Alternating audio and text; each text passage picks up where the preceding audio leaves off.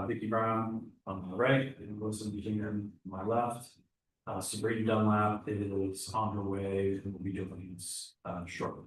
So while we are waiting for her to arrive, we will start going through our agenda.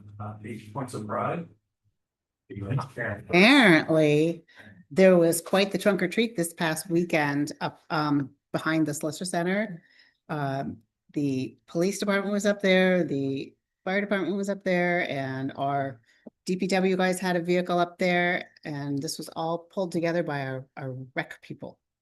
Lovely rec department, so That's great. I heard it was pretty crowded up there. That's great. Yeah. Was any other board member have a point of pride they'd like to share? Last one, a special shout out to the PTA for the spooky ball, and then to the library for the activity room.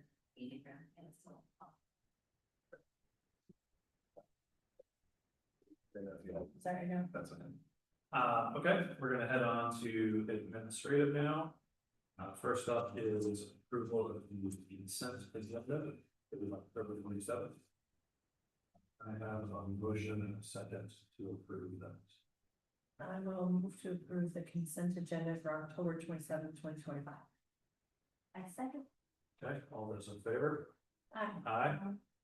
None opposed. So now we're gonna approve the first up is the meeting minutes of September 26, 2025. This is a public meeting, September 26, 2025. Did anyone have any changes to these draft minutes? Okay, seeing none, is there a motion to approve these minutes? I will move to approve the public meeting minutes from Friday, September 26th, 2025. Seconded. Just a note that it's September 26th. Oh, sorry. Second, I'm assuming your second carries to that change in date. Okay. I'm still supporting. All right, all those in favor? Aye. Aye. None opposed. All right. So now we have approval of the public meeting minutes from October 14th, 2025.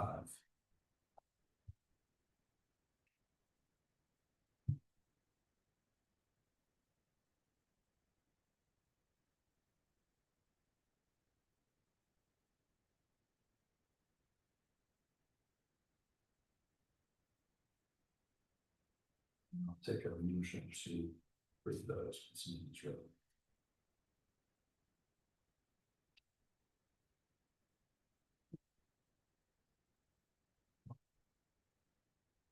I move to approve the public meeting minutes of October 14th, 2025. Second. Okay, all those in favor? Aye. I'm gonna abstain, was not there. Are two of us sufficient to Yes. vote in a final? Yeah.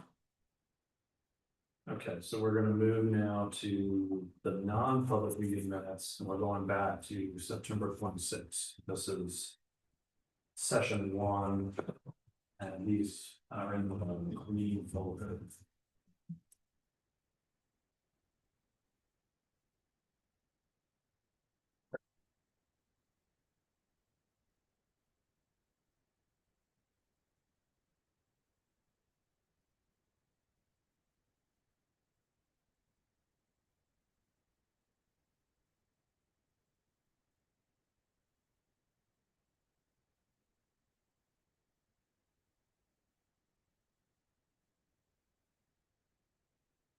And then we go through the non-public meeting minutes from session 1. September 26th, 2020. Yes. Okay, all those in favor? Aye. None opposed. And I'll note just for the record, those minutes are not sealed. Next up, we have non-public minutes from September 26th, with session number 2. And as you guys are looking at those, I'll note that these are not sealed.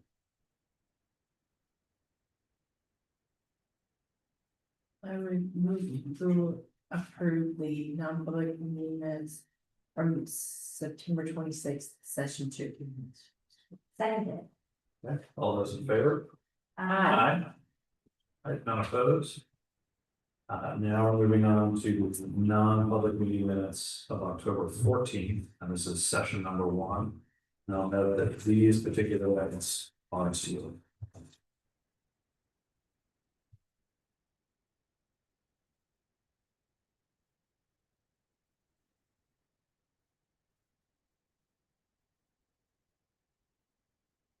I want to move to approve the non-public meeting minutes from October 14, 2025.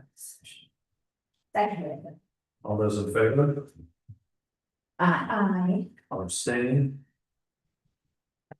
And we're on to non-public meeting minutes, October 14th, session 2, and these were not sealed. I move to approve the non-public session 2 meeting minutes from October 14th, 2025. Second. All those in favor? Aye. Okay, I'll abstain. And then lastly, approval of the non-public meeting minutes of October 14th, session number 3. These minutes were not sealed. I move to approve non-public session 3 meeting minutes from October 14th, 2025. Second. All those in favor? Aye. Abstain. Thank you. Now we're on to our public appointment, and first up, we have the library trustees to talk about adding trustee. So if anyone's here to discuss that, please come forward. If you could introduce yourself and speak into the microphone. And here you go. Sure. Amy Stone, I have the privilege of serving as the current chair of the board of trustees for the town library. And we wanted to come and inform you that the board voted in favor of amending the bylaws to allow us to have an alternate trustee. And present the alternate trustee policy to you, which I believe you have a copy of. And the reason for this is just, we fortunately have not had any trouble with continuity or attendance, but to foresee the possibility that that could happen in the future to have continuity. And we are presenting a request to appoint Lisa Parker to that position. Is a long-time resident of the town and worked in books and libraries for her career. So pass that to the team. I have a couple of, I think, more process questions, but if you have any questions for me? Not specific, not opposed to the idea, just a process question as to whether or not the RSA, the library trustees allows for the appointment of alternatives. And assuming it does, then I'm on board. Vicky? No. Okay. So you mentioned bylaws. I don't see those in the package. I don't know that we got a copy of the bylaws or your policy. Oh, okay, okay, yeah. All right, so they may have been posted on the website. The board members are furiously excited.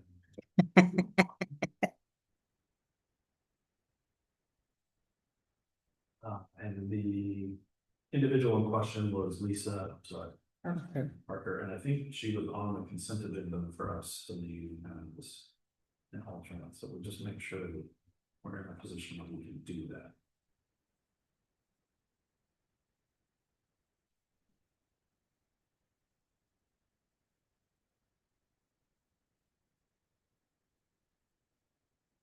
Sorry, just bear with us. Probably seeing the guy, like, if you're going to the RSA, right? Awesome. In terms of finding what.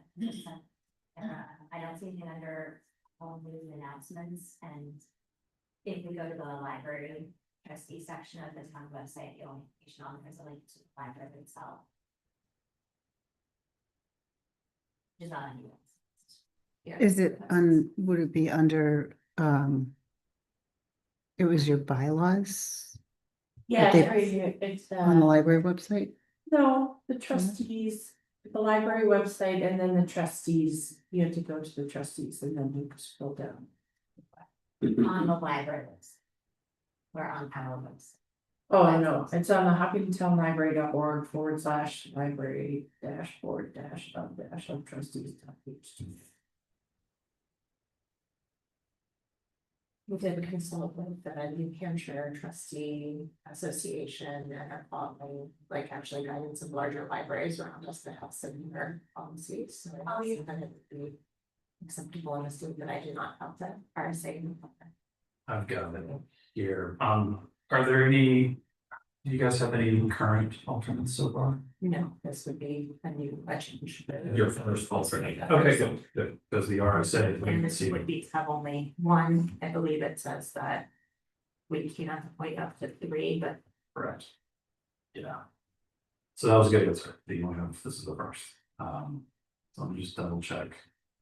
One other thing. Let's see. what we need. It's always fun to be like, yeah, we think it's a great idea, let's just make sure we don't accidentally approve something we're not allowed to approve. It's a good reason to go cautiously.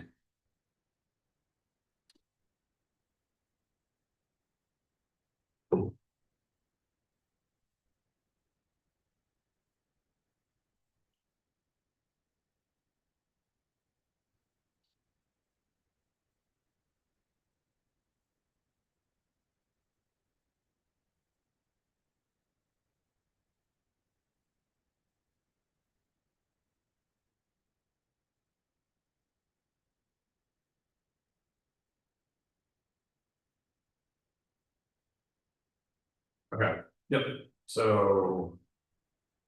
The RSAs give the library up to 3 alternates and they give the select board the ability to appoint those alternates. And so. By action of the consent agenda, we've actually already appointed Lisa Parker as an alternate. So unless there's anything else, then I think we're all set then. Thank you. Thank you. Okay, next up for public appointments is Ruby Fogg to talk about dates.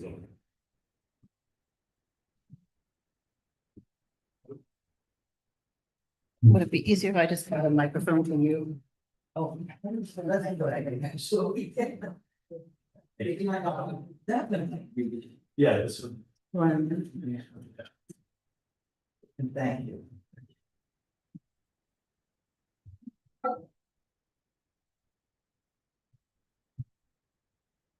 Yes, we're like permission to put a couple, maybe 2 benches in front of the Bates Building. And our gallery, I think, would be really, feeling more of, there's more context in the community. Be really useful. We have a lot of events and people, especially in the summer, congregate, and I think it'd be really nice to have that. I think also a lot of people would use it because dog walkers go by there. And on a personal note, it would double my walking ability because I can have a rest. I used to have a bank and they're gone, so I have to go in the other direction. And it would be nice for a lot of people. And you're here from the art gallery, so I think the art gallery is on board with this. Do you have a sense of where you could put them, just right? Well, near the there's sidewalks? very nice trees, Uh-huh. maybe under each tree. Okay. Yeah. Anyone from the board have any questions? I know in the past, discussing Riverway Park, there's been concerns about maintaining the lawn and things like that. The lawn in front of the baseball was very small.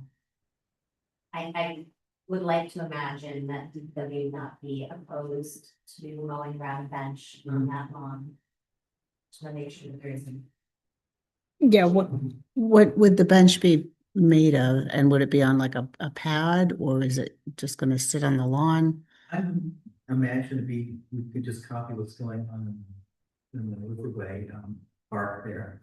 There aren't any benches in Riverway Park at the moment. There's, Okay. the memorial benches have temporarily been removed. Okay. They were removed, as I understand it, when the grass in the park was Yeah. redone. And so there's the floating picnic tables, but there isn't anything else. Well, the benches that used to be there. Yeah. Yeah. And so there's been, ongoing conversation about where to put the benches back and how to put them back in a way that for the maintenance of that lawn, that makes it easier. Would have a base, I would think, I would imagine, yeah. whether it gravel or the cement pad. Yeah, and is it something where you all already have benches, or are you looking for us to get benches? We do note, right? Yeah, we don't have benches, I was willing to do fundraising, and see if I can get folks to, or maybe someone would want a memorial bench there. And also think about the benches, the Lions Club that has Right. been making in partnership with That's a good the place to plastic start, recycling group. They used the bench in front of the train depot on that like patch grass right? between the parking lot and which is really cool and it's free. Right. Free So- food. Because I'm kind of interested in how the bench would look with our cool little building. We're really trying to make it a real feature of the town. And this is our logo with, as you've seen, the sign with a bright red tube. And I think it would be artsy. If we could do to Shrek, maybe the Lions Club could order something in color. Two red benches out front would just kind of pop and be a landmark that's needed, the red benches and. Right. Yeah. And, that might be a nice solution for it, but the fundraising for, Well, I mean, I really have, but I see my role as mainly being the person getting permission and kind of getting the ball rolling, but I would certainly talk to the art gallery and make it, I don't know anything about making things look pretty, so that'd be their job. And also, we would try to make it, so, I mean, it is a very small lawn, number one, number two, it is under trees, so grass doesn't grow as much, so I don't think it would be much in terms of maintenance. Anything else from the board? No, I mean, I think in general, the granite benches that we were discussing for Riverway Park having a pad under them, I think it's just due to the wood. Right, like the dimension was, but I don't know if it's, we end up with, it might be easier if they're movable, you know what I mean? If you could just get out of the way, mow there, and put it back. that could happen easily. Your thoughts on security? That was gonna be my Okay, comment, that if they're too movable, I think there is a risk that someone will walk remove away it. with them. Yeah. And I don't know how best to prevent that. I think that's why a pad can be useful, because you can kind of bolt it to the pad. Yeah, so I don't know. I think that's something that you guys probably ought to consider. And I would say, I guess my two concerns was, one, just making sure that they're placed in such a way that they don't obstruct the sidewalk, which I don't expect you guys not to do anyways. But the other one was to reach out to DPW, Dan Blanchett, and just to make sure that there isn't an issue from his perspective with adding two benches. Okay. And are you guys, Alyssa and Vicky, okay if the board says yes, provided that they can be all clear from Dan? Yeah, with Dan's guidance. And it's okay with me, we should ask Karen though.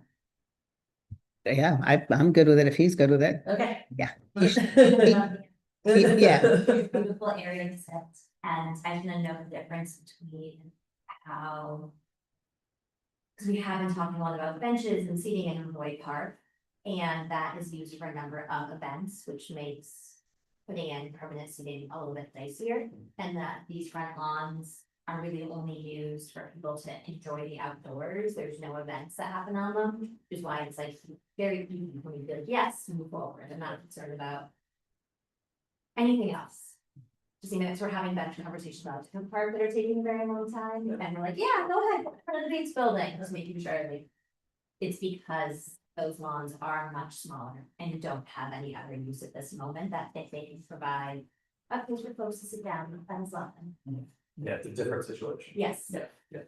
Good. good observation. So is that something I do, is approach Dan Blanchard? Yes, if you need Dan's contact information, Karen can put you in touch with him. Okay. But, yeah, so I think, as long as you get an all clear from Dan, I think you're all set. If there's some wrinkle that pops up in chatting with Dan, please come back and we'll try to work through it once we hear what Dan has to say. Excellent, thank you. Would the town contribute to that at all? I don't know, I think it depends on what sort of contribution you're asking for in terms of amount, so I don't know.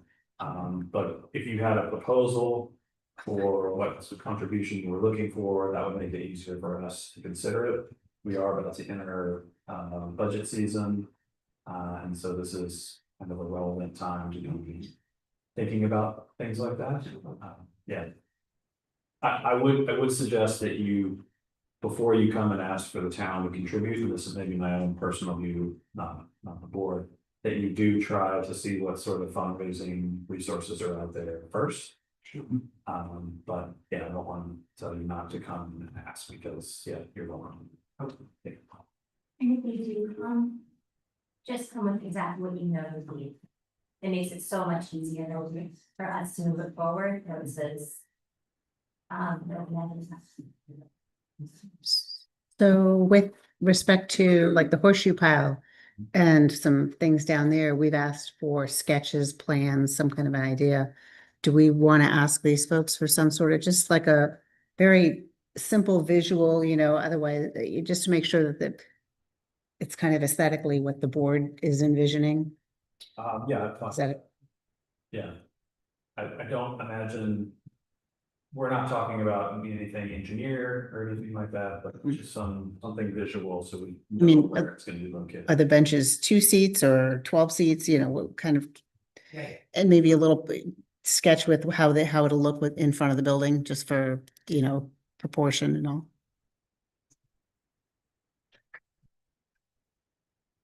You guys have any other questions for us, right?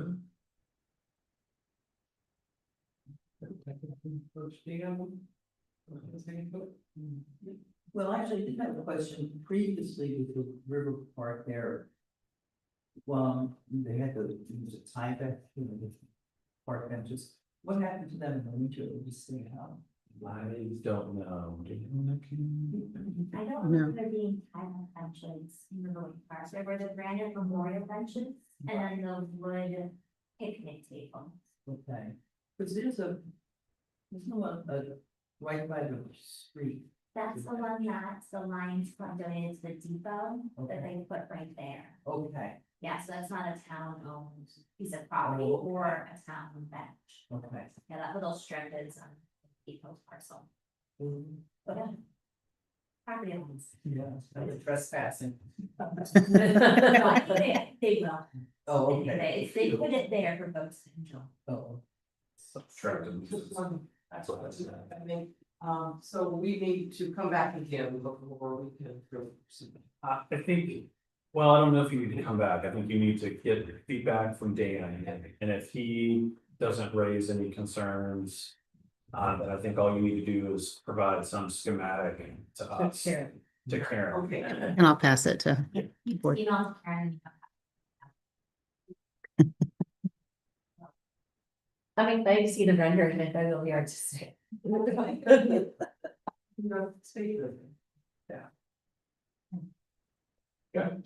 All right, we're gonna move on to our next public appointment, which is Two Villages, Chattanooga, Batesville. And are you guys, up again? I didn't really prepare for this, but I know everything there is to know about it. Village. What's your name? I'm sorry. Annie Fry, Okay. and I'm on the board and I'm the facilities person. Okay. What are we chatting about, Sue?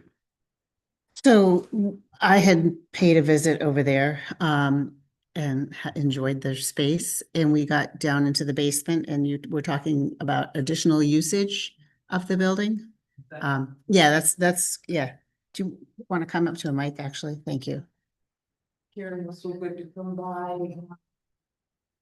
you know, we realized. Our power went down and Dan had to come and let us downstairs to realize that the circuit breaker had been just. Turned off, so that was an easy fix, but we looked at that time at the big room that used to be the children's library downstairs, that is just now full of. Kind of overturned tables and dusty boxes that say to be destroyed, and I'm sure there's other stuff, but Karen toured it with myself and Rick Lund and Dan. And we just wondered if we are in our group, we're looking forward to doing workshops. It would be the perfect space for doing workshops. You know, we do photography workshops, we're planning, Kathy Dustin, who does beautiful polymer clay, she wants to do a series of workshops.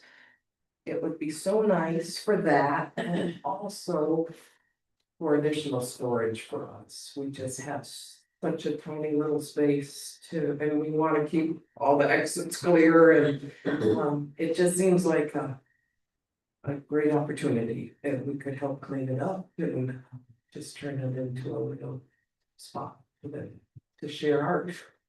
So in terms of like proportionally. Square footage of that downstairs room, how much of it is currently being took up with boxes and tables and stuff?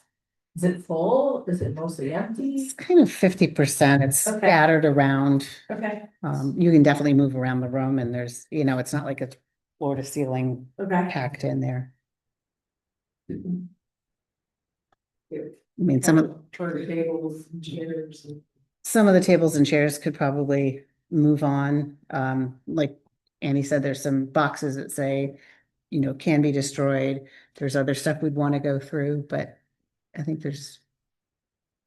So, right. it's not I'm overwhelming. been down there, so I don't. I don't remember them. I know that, other than storage, there's a big safe down there. Separate, okay, the That's in the- safe.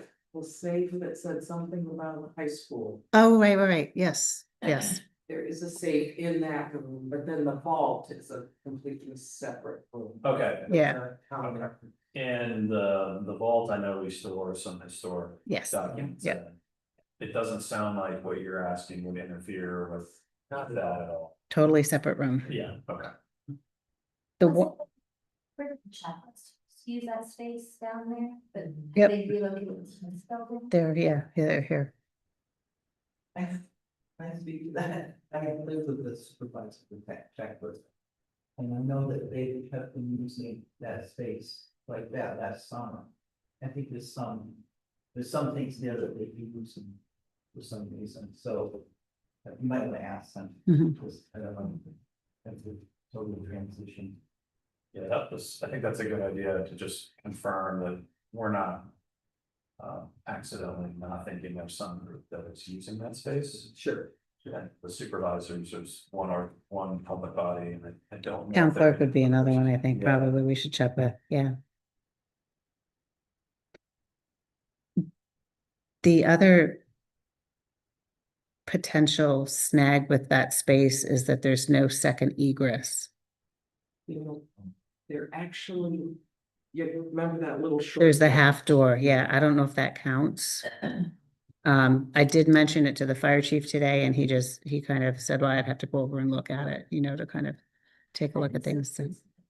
So the base building was the town library for a long time. Yeah. It was the children's room, and was their assumption the kids could just. There's a door that's a half. Like, what did they think the kids were gonna do? The adults got to stay and the kids got to get out. That may be kind of the first thing to make sure. Yes. that Safety we'll make wise. Sure that, there's no code issue from a chief's perspective. So it sounds like we have to check with the supervisors, we've gotta understand the egress situation. And then it sounds like we should just do a little inventory of what's down there, if there's like enough boxes that say can be destroyed, then. Let's phone up Northeast Records Retention or whatever and get them out of here, and. Just shed the excess paper where we can. So the burn notice is up. But no, Nikki's idea is about this meeting. This, I mean, I don't know how much we wanna go into this, but I mean, I just will note that the lease we currently have with Two Villages. Is limited to approximately 1,200 feet of the first floor. And so I know that that's one thing that we've been internally thinking about is. You know, a longer term lease with Two Villages. So maybe that's, you know, part of a broader conversation. But I just wanna note that that's what the current lease says. Thank you.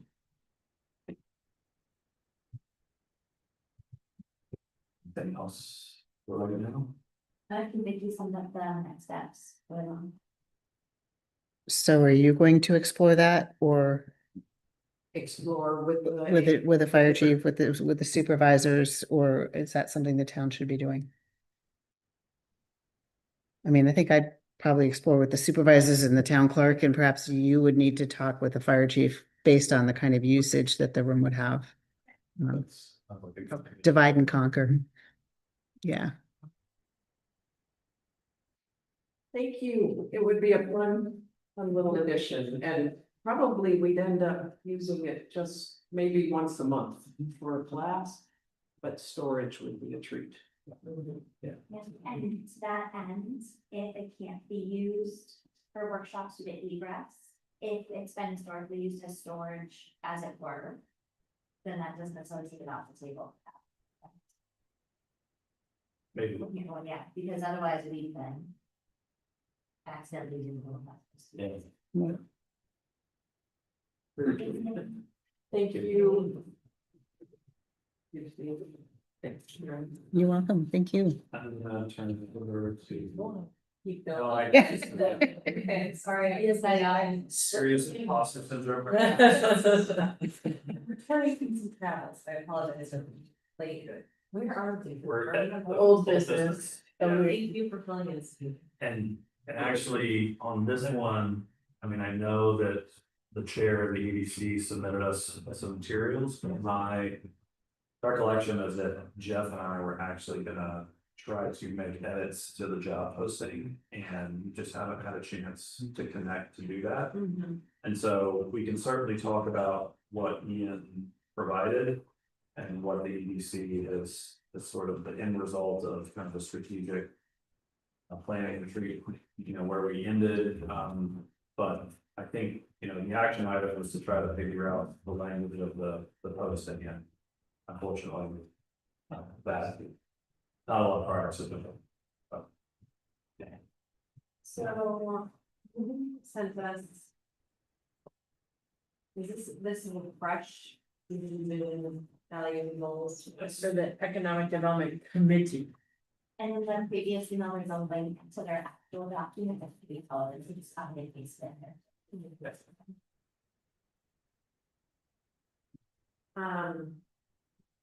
Okay. Karen, can you put this up on the screen so Scott and Catherine can see the mention number? I It's in her email too. I know, I don't, this is not connected to the Google Drive. Sorry about that. Should figure out how we do that. Yeah, and Ian in his email asked that this board, the select board, approve of the. Revisions to the EDC's mission goals and. Values, but that to me seems like it's part of a broader conversation that's sort of tied to the language of the director position and job posting.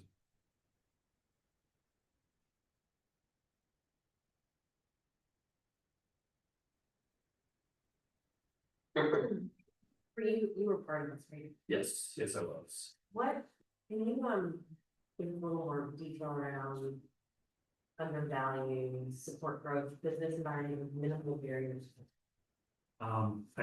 My memory is that the thought was that we wanted to. Look at the local regulations that were then in place, and some of them are still in place.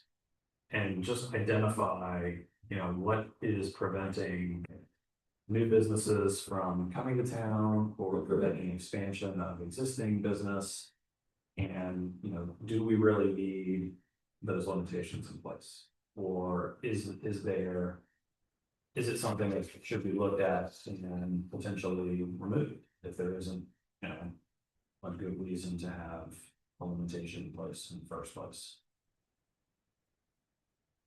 So I wonder if. Minimal barriers to entry expansion. And success. Any expansion that we can. Have some pause. What if it was something around like. Having. Something around like reasonable.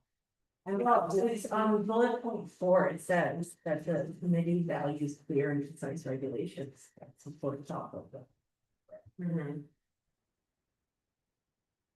I just don't love a business environment with minimal barriers to entry because. First of all, I don't know. If we actually do have a lot of barriers. And.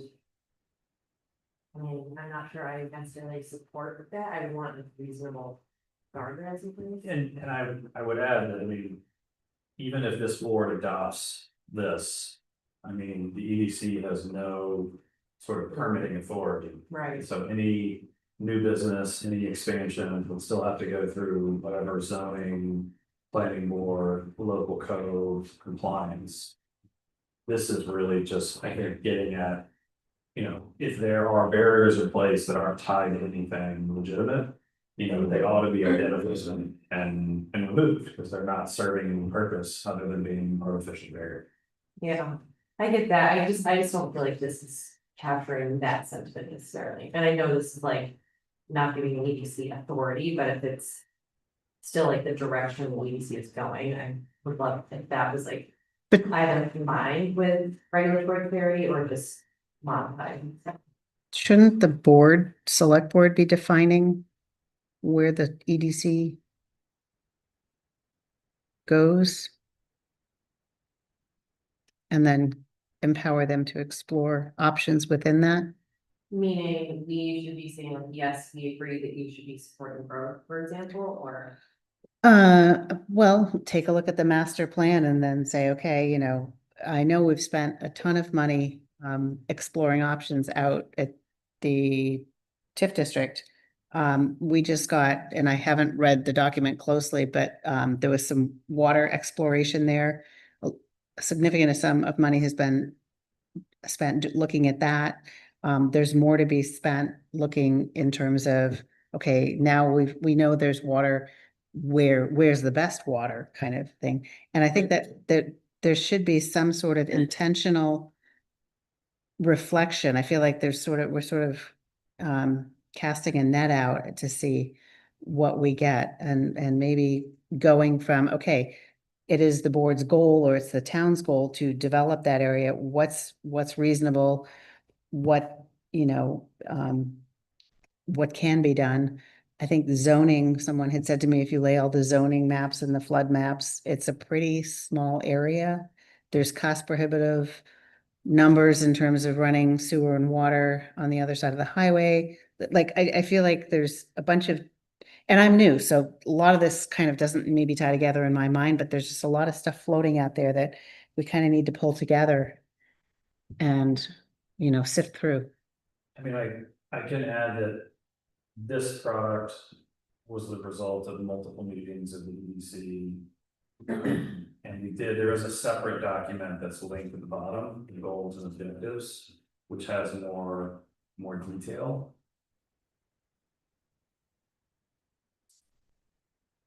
I mean, I guess my other response is just from a very general sort of standpoint, you know, the EDC has been supportive about trying to bring in additional non-residential tax base to the town, but not sacrificing, you know, what people love about Hopkinton at the same time.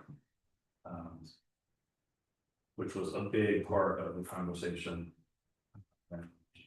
This mission values, mission vision values, of course. I think there's two different conversations happening at the same time. I think it is commendable to see a committee sit down and put together a thorough document that helps guides their charge.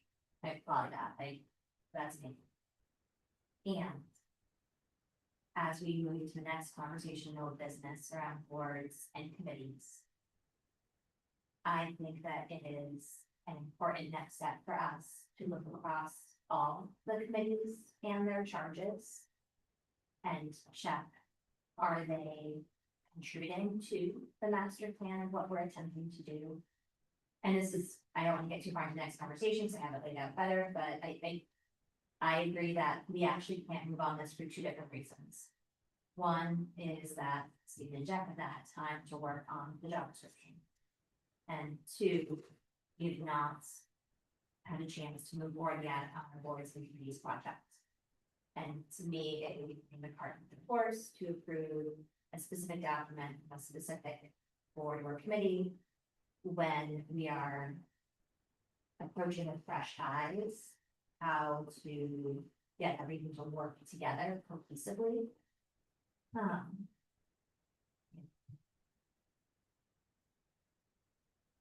The other thing I would add is, I mean, our effort to do this was prompted in part by a prior conversation that this board had about sort of the role of the EDC and town. And, you know, I think the EDC recognized that the direction that we wanted to take the EDC didn't necessarily match up perfectly with what the mission was. So this process happened so that it could come back to the select board. But the intent was, you know, this is what the EDC, the members of the EDC think the direction of the EDC ought to be. And that's why Ian's email was asking for the select board to review this and approve it. And I agree that does tie very closely to the director position, however that is edited before it's posted. I have an analogy for me in my head. What I think the ADC did is akin to a trusted employee rewriting their job description to actually reflect what they want to do or what they do at the organization.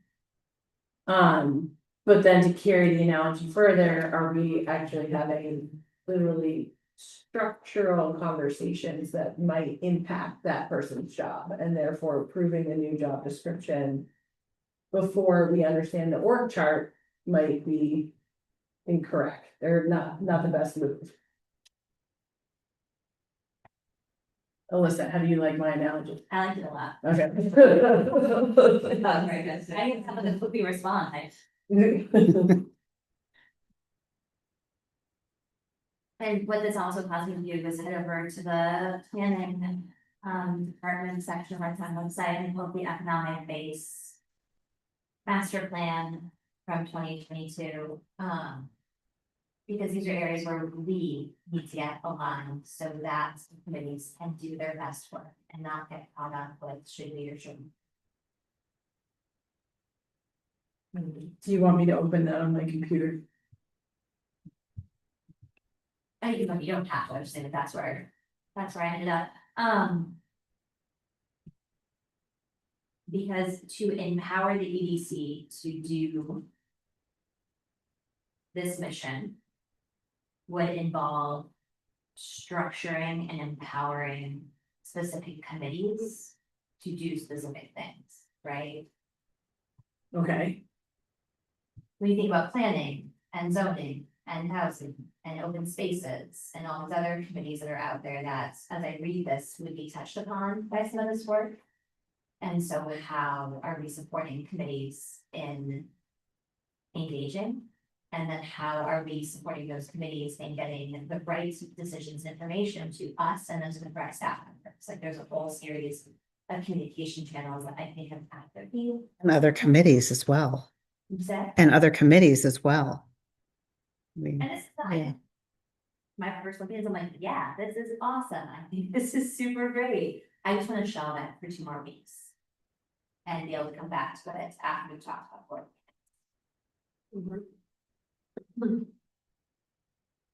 Yeah. And I'm not trying to like micromanage.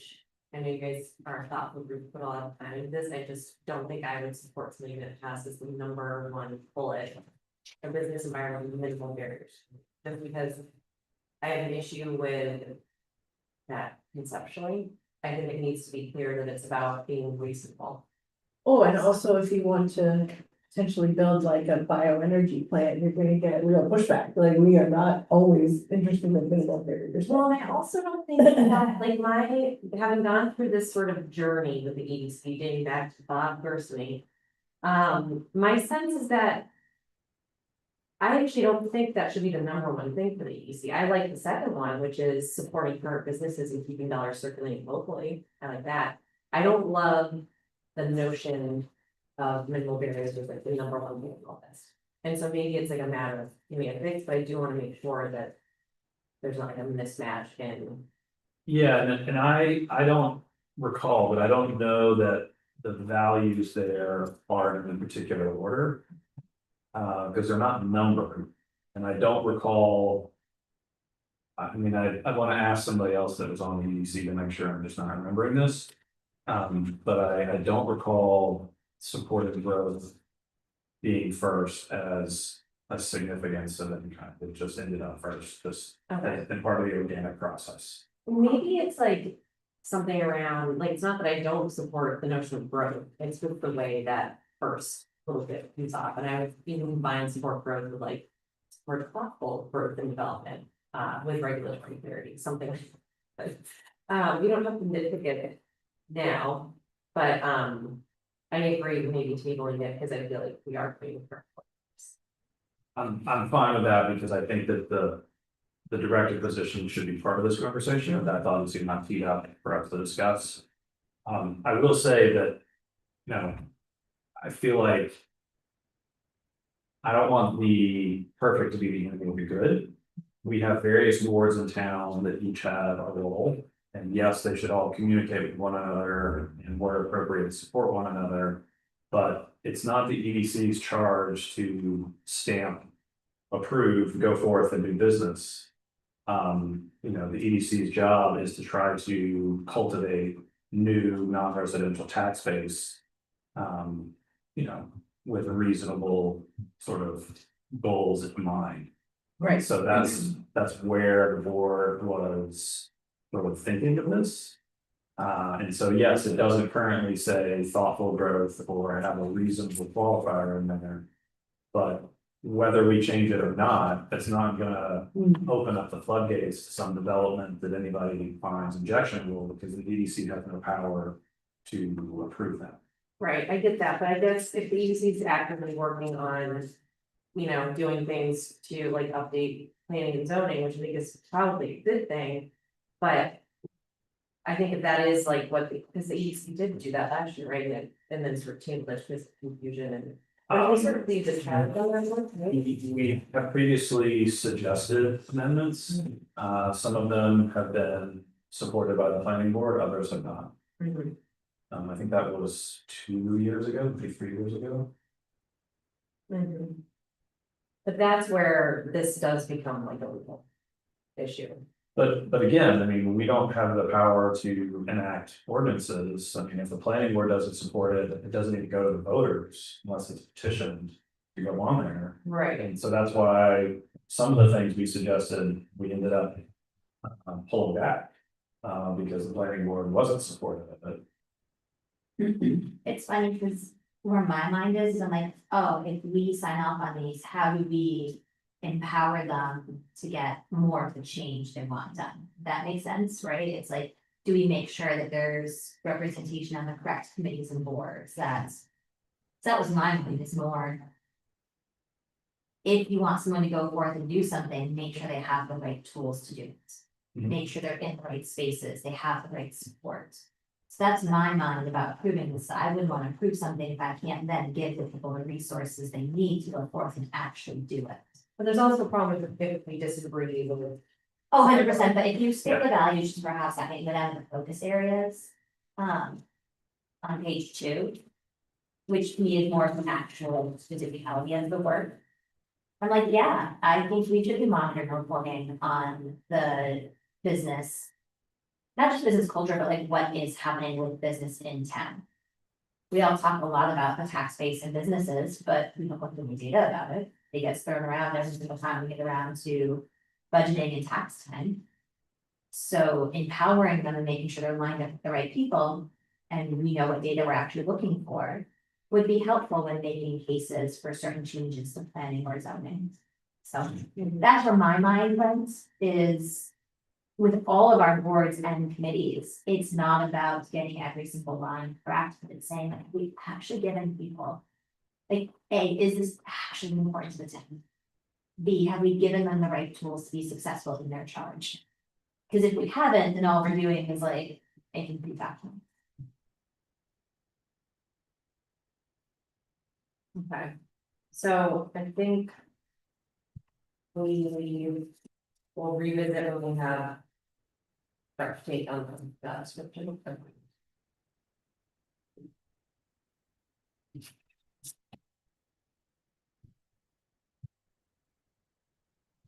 Yeah, and I guess this goes back to just the, I mean, we've had this conversation forever and ever, but. I think, I can't remember if you were at this meeting, Steve, relatively recently, but we had a pretty in-depth conversation about the role of the EDC. And potential director, but.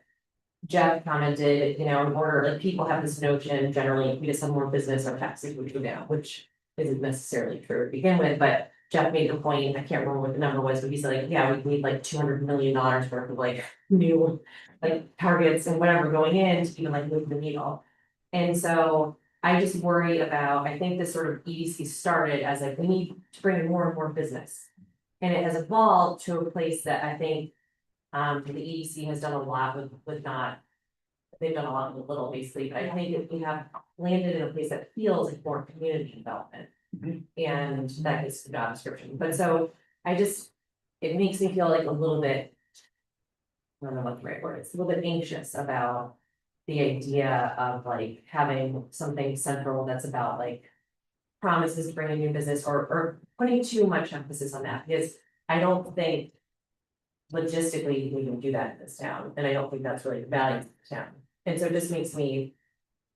Worry, like making this something so central about. I guess taking down the barriers and like bringing in new business just feels a little. I don't know, it's like it's missing the mark. Because I feel like all the rest of this is what's central to the EDC.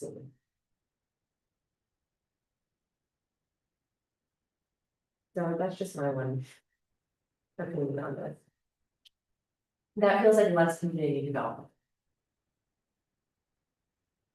If you took that up, I'm just saying like that feels central to me in the whole like taking down any barriers to entry, expanding businesses. Bringing in new businesses, to me, that doesn't feel like a central thing that the EDC is doing or will continue to do. I think it's part of it. I just feel like that was sort of like the narrative around moving economic development committee, and what we discovered is.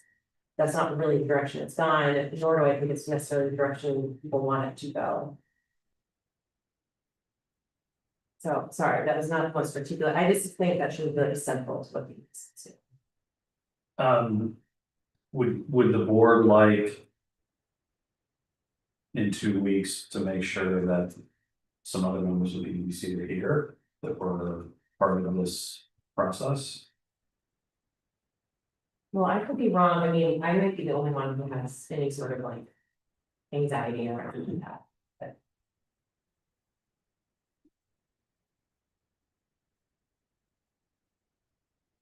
I mean, I sort of, for this, I don't think I would be comfortable voting because I've been involved so much with this EDC process. And so I'm asking just to make sure that the remaining members have access to the information that they think they might want before making a decision.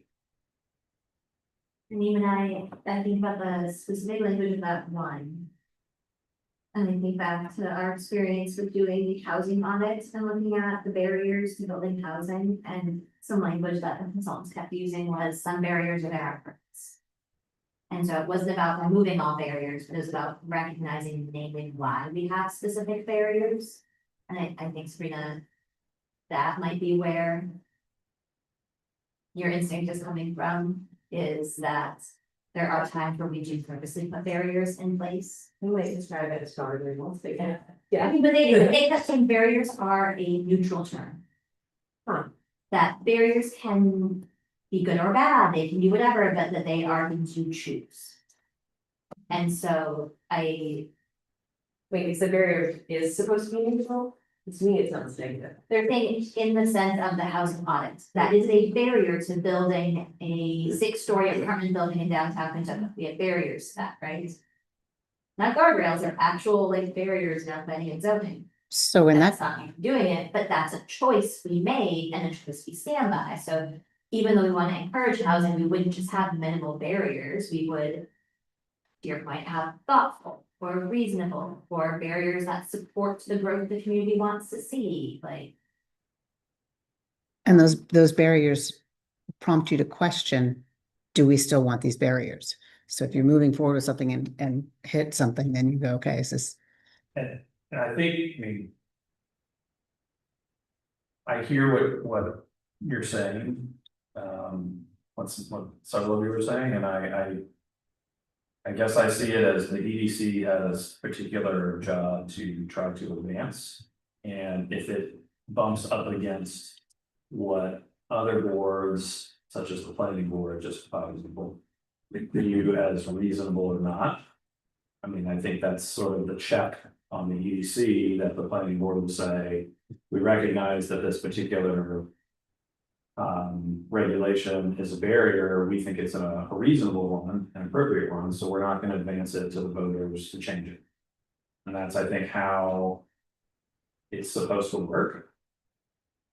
Yeah, I guess I just sat through hours, but felt like weeks of housing committee meetings where we were discussing barriers and whether or not they were appropriate. And so I do feel like having that word in there would change public perception of the EDC and might raise flags that are being unnecessarily raised, since your true intention is to go out there and get like you're not out there, the EDC is not out there advocating to remove all barriers for real. No. And so if you are someone who didn't watch this recording, you were part of this conversation, and if you went to our town website, you want to learn more about the EDC and you see minimal barriers, what does that mean? We want to give them language that truly reflects what we actually mean and what the actions of the committee would be. So that they don't have to go and watch a recording or talk to someone to really have that. I mean, part of my answer would be to look at the next one down, just thoughtful development. To understand, we're not talking about taking all the brakes off, you know? Like, that's not the low, But my thing not is the to low make it value. as simple as possible, someone who's scanning it on their smartphone while walking down the street, drinking a coffee, and their child is yelling at them. Like, you wanna imagine what is the worst case scenario for absorbing information. And how do we make it as accessible as humanly possible, that they get the true spirit of the EDC. And it might be taking that first filter and moving it all the way down to the bottom, right? But whatever you put first is what someone's going to read and consume. So whatever the spirit is what should be first. Yeah, that's true. Absent, staff member dedicated to these goals. What is the Economic Development Committee able to do in terms of like either connecting with the local businesses or like just sort of helping to discern like what would be helpful to them, you know what I mean? Like, is there, I don't even know what I'm looking for here, is there a mixer? Do we get the local like people together with the EDC and talk about, you know, their goals or? I mean, we've had an ongoing series where we've invited local businesses to come talk to us. Excellent. And just tell us what their experience has been in town. And one of the questions that I think gets asked, quite intentionally, to every one of them is, you know, have you bumped up against anything you wanted to do and not been able to do it? And if so, why? Was it like market forces, you know? Right, Or was it? or something telling about how we operate. Right, exactly, and I haven't been there for every one of those. but those have been really useful conversations. To Yeah. share with people experiencing them. That obviously doesn't require a staff person to do that, that's more. No, yeah, I meant, yeah, absent a staff person. Yeah, so, I mean, obviously, the footprint is limited without staff. Yes, I mean, just, a lot of these, you get your imagination going about what it could do, or could be, but, I get it, that they're volunteers, and you can't, a lot of these are really ambitious, multi-pronged ideas. Oh, yeah. There are some members on the committee that have ties to the local business community, and so they obviously bring that perspective to the committee. Yeah, But, we definitely seek out input from, business leaders in town to help inform, the direction that we want to go in. We as the EDC.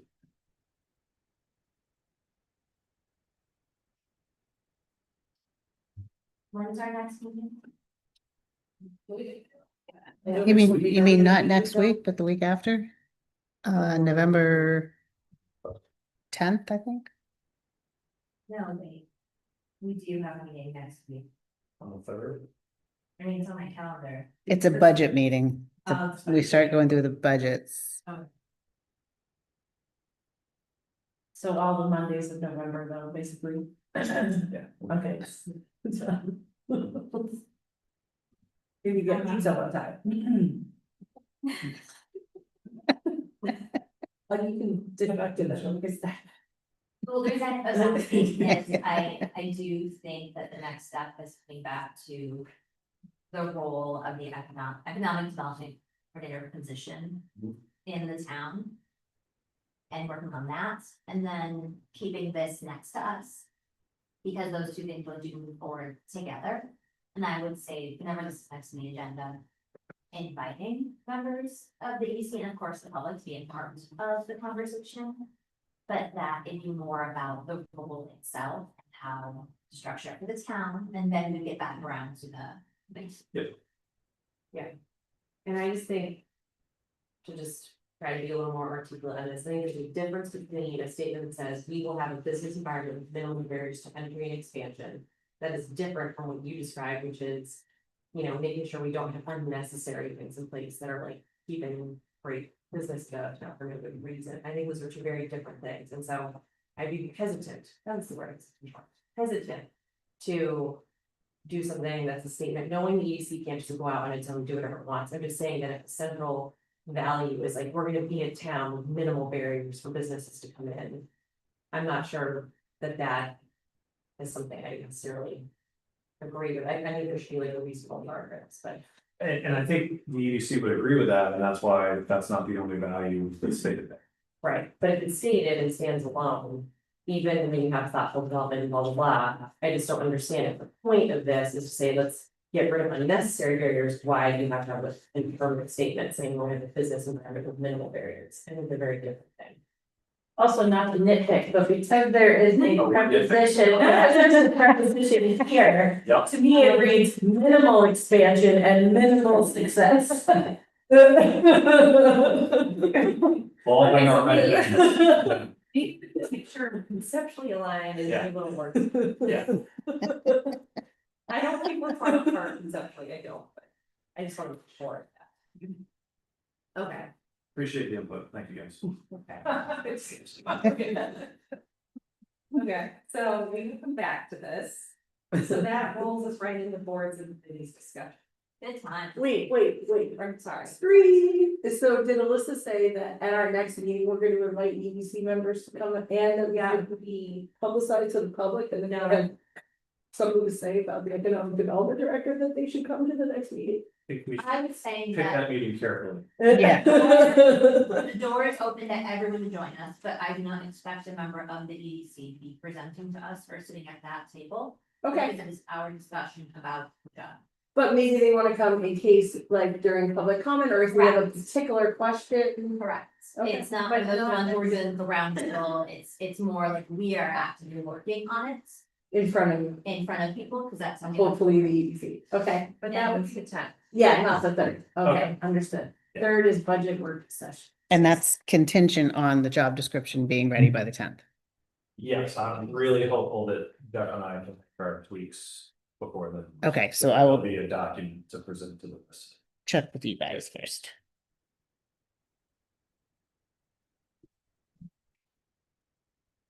Okay, so beautiful. Of course I do. Thank you. I love that. They're my love language. So. Essentially with boards and committees, what I've done is gone through our website. And documented in a very large spreadsheet. Everything that's on there, noting specifically which committees have their forward-facing charges, which have up-to-date agendas and minutes, which talk about what locations they're in, which have relevant information for the departments which they are supporting.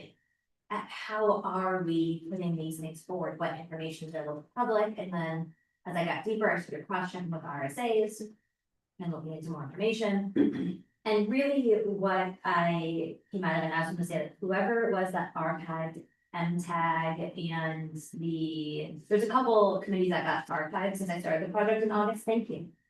Whoever did it, that was amazing, that's lovely, but they're not right there on the main page anymore. But my proposed actions after doing this deep dive is to first take a fresh look at committees. So confirm each committee's purpose for charge at our level. Okay. So that was looking at what is the RSA, if there is one. Right, which things are driven by an RSA and our current committees meeting that RSA. And being intentional. In which ones. That we have it documented, which ones are elected, appointed, or actually a mixture from other committees, like how does this work? Vetting those confirmed purchases or purposes and charges with the committee chairs. Right, this isn't done in a vacuum, they're the ones out there doing the work of their committees. So coming back to them to explain the project and saying, this is what we're working on. How far off is this from what's happening in your committee right now, and how did this make you think about the work you're doing? Gathering any missing or outdated information from committees. And getting that information up to date on the website. And then updating the town website with a standardized look to each committee. Recognizing that some are gonna have a very deep bench of information and some are not, and that's okay. But honestly, if you are navigating from page to page, you get lost, because you're like, wait, is it in the call out box, is it in quick links, is it in FAQs, is it linked down there, but sometimes there's a document box down there, but sometimes the links are just embedded in the text. Yeah. And so when you have consistency, it creates accessibility, because then you're no longer focusing on how do I find information, you know how to find it on the page. Because it is standard page to page. So this is about accessibility and not needing to know what is the maze to get to where I need to go. So once we've done that, it is about building a pipeline for community participation. So identify which committees currently have open positions that is not clear from our website. So on our website, it has the current rosters, but does not show any open positions. Which makes it really hard for anyone to step forward and even volunteer. So if you go to a committee page and can't see that there's an open position, how would you know you can express interest? Review and vet the membership policy with the committee chairs. This is something we talked about a while back that I did not move forward on, because I didn't want to throw that ahead of everything else. And examine the appointment process to ensure it aligns with our committee charges and the information being requested from applicants. And so on our website right now, there's two relevant pieces of information. One being the appointment procedures policy for the town of Hopkinton, which is pretty vague. And another one being our appointments application, which could be more robust. It's okay, but the New Hampshire Municipal Association also has up-to-date application templates that we could also look at. To see whether or not there's more robust information depending on the type of committee you're applying for, but we need to gather. The RSAs and New Hampshire Municipal Association both talk about. It is okay to need people to have backgrounds or relevant information in the committees in which they are applying to be a part of. Yes, interest is important, but it's okay to say, I need some more information to know what you're bringing to this committee. So that we're best empowering them with the right people to get the work done. For those that we appoint. Yes, exactly. And then create a clear get involved or volunteer with us section on the website that is separate from the committees. That really is a one-stop shop to be like, wait, here are all the committees and whether this committee is elected, appointed, what have you, right? No, it's not gonna be a huge amount of information. We'd be doing the Spark Notes version of the charges, right? It'd be super short. But the idea being, if you are someone who woke up today and said, I want to get involved in Hopkinton, I'm gonna get involved. This tells you like, hey, a position's elected on this board every year. File around this time, or we appoint people to this board in an application by the state. So that folks can get a sense of how to get involved in the community. So I've heard from so many folks, who are either parents to young children, or even just in their thirties living in town, who are like, I'd like to get involved, but I cannot figure out how. So, let's see. Is that cannot figure out logistically how or how to fit it in their life? Logistically how, they're like, how do I even begin? Where do I go? Which committees are there? What do they do? When do they meet? Right? And so if you go committee to committee and look at their when do they meet? I'd say about a third of them probably have the correct information. Maybe. But even then, if you look at their agendas and minutes, you're like, wait, are you meeting? Are you not meeting? I'm not clear. I think they all are meeting, by the way. I think we're just behind in posting agendas and things. So once we have that, we can also develop a social media campaign highlighting each of our committees. It can be content that can be reused over and over again, but sprinkled in. And we would start with committees that have open positions right now. And it's one of those things where once you have it, you can always pull it out and repost it. You have nothing to post this week? Cool. Let's talk about one of our departments or committees. And then this last thing, and this is what was coming up in the EDC conversation, is to strengthen connections and engagement between the select board, committees and boards, and relevant departments. I think there are some great examples of staff working hand in hand with their departments. I think, for example, how Karen and the planning department, right, it just seems like on the same page. Karen and board, excuse me. But I don't necessarily think that's true for all of the various committees and departments, and that's on us. Like, we are the bridge for this. We are the people who, according to most of the RSAs, have chosen these committees in place. A lot of them say like the responsibility lies with the select board unless a committee is created. Cemetery trustees, for example. At some point, our town voted to create that, otherwise it falls on either the town manager or the select board. So. Oh, the other thing, sorry, number one is clarify which communities include select board participation and why. And then adjust representation as appropriate. As I was looking across this and documenting in my spreadsheet which ones have a select board member on them, I was a little bit maddened. And I was like, why this one and not that one? And what's like, I don't fully understand. And some of them are RSA driven. But some of them aren't. And so let's just take a critical eye to that and make sure that with our 5-member select board, that folks are showing up in the highest priority areas. Obviously not showing up where we have to be. So if. Okay, I see we've got your. Spreadsheet. That says hazard mitigation plan 2023. So is that something that's been archived or no, because like we need their information available to people? That's a great question, Nikki. So this is part of the update to town website with standard accurate information. So one of my proposals would be that we create a closed committee section. Okay. Where you can hyperlink from there into all past committees. So instead of taking away all the information or fully archiving it, it is moved to an archived section. Where you can still access it, you can still find it, but it's just not in the drop down of the town's main website. Now, I did this just with the committees and boards, but it obviously took me into the department sections as I was going along. And my feeling is that, my instinct is that if we were to actually do this project, we would then turn our way towards their pages as well. Because there were many times as I was navigating it, there's a call out box in the upper left hand corner that seems to be standard on a certain website page designs. Can you just clarify what you mean? Say, call it. Yeah, it's a green box in the upper left-hand corner that has links in it. Oh, okay. And it seems to be a standard design feature of the website template we are using.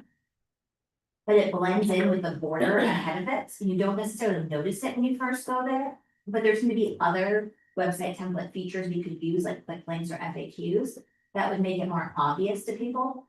It also seems that that particular dropdown has to be done alphabetically, so it means relevant project documents are not next to each other. And information is not ordered in order of most important to least important. And so it's a needle in a haystack. Take the planning department, for example, head there and just take a list of their documents, go to our page, select board, take a look at the documents. It's not ordered in a way that is intuitive. Or again, that gives you the most important thing first. Instead, you have to know what you're looking for, read through all the titles. And you're really digging. So you're in the drop down right now, if you just like go into any of the left hand side, yeah, it's that guy up there. Don't like him, not a fan. I know it's supposed to be a call out, but truthfully, the formatting is such that you lose yourself in the page. Interestingly, EDC, and then there was one other committee, I can't remember who it is. EDC, one other committee, seemed to have a filter on their news box in the upper right hand corner that only showed news relevant to their committee, or department, which I thought was like, oh, that must be a feature that you can set. And that's pretty cool. So that when you go to that page, you actually are only seeing things about that department or committee. I found one that's missing. You found one that's missing? Which one did you find? Well, I happen to know how the Hopkins Village Precinct Commissioners are different than the Hopkins Village Water Board. They're on the same page in the website. Oh, So you it's go to the organized by the website. website. It's organized by the website, so Got you go to that page. Yeah, come at me. Almost Nikki. got her. I spent days on this. Well, but, okay, wait, well, then one more thing. It says elected or appointed and you wrote mixed. Uh-huh. Is that because it's two boards on one website? Yeah. Yes, it is. One elected, and one appointed. Mhm. But it's also because the planning board and the zoning board of adjustments don't each have their own page, it just redirects to the planning department. You can find the board pages with the rosters, but it means that all of their minutes and agendas are mixed up together. So sorry, this is not meant to be a rule, but it's set that there's a pathway that starts with, on the rest of the document, I literally just copied and pasted the text that was on the page. It's not all the links, not everything else, just simply what is the forward-facing information that we share with the public about each of these committees. To give you a sense as to what is said. And that's, yeah, pages 3 through whatever of that document.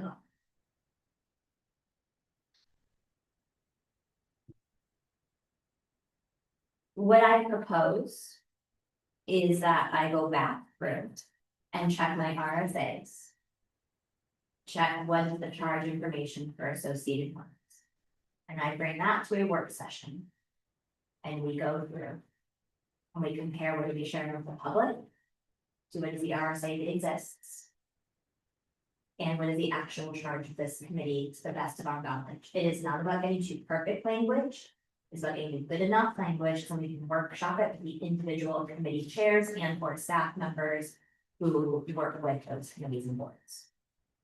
That's my first step here, because unless we're clear as to what we're actually doing, everything else is no.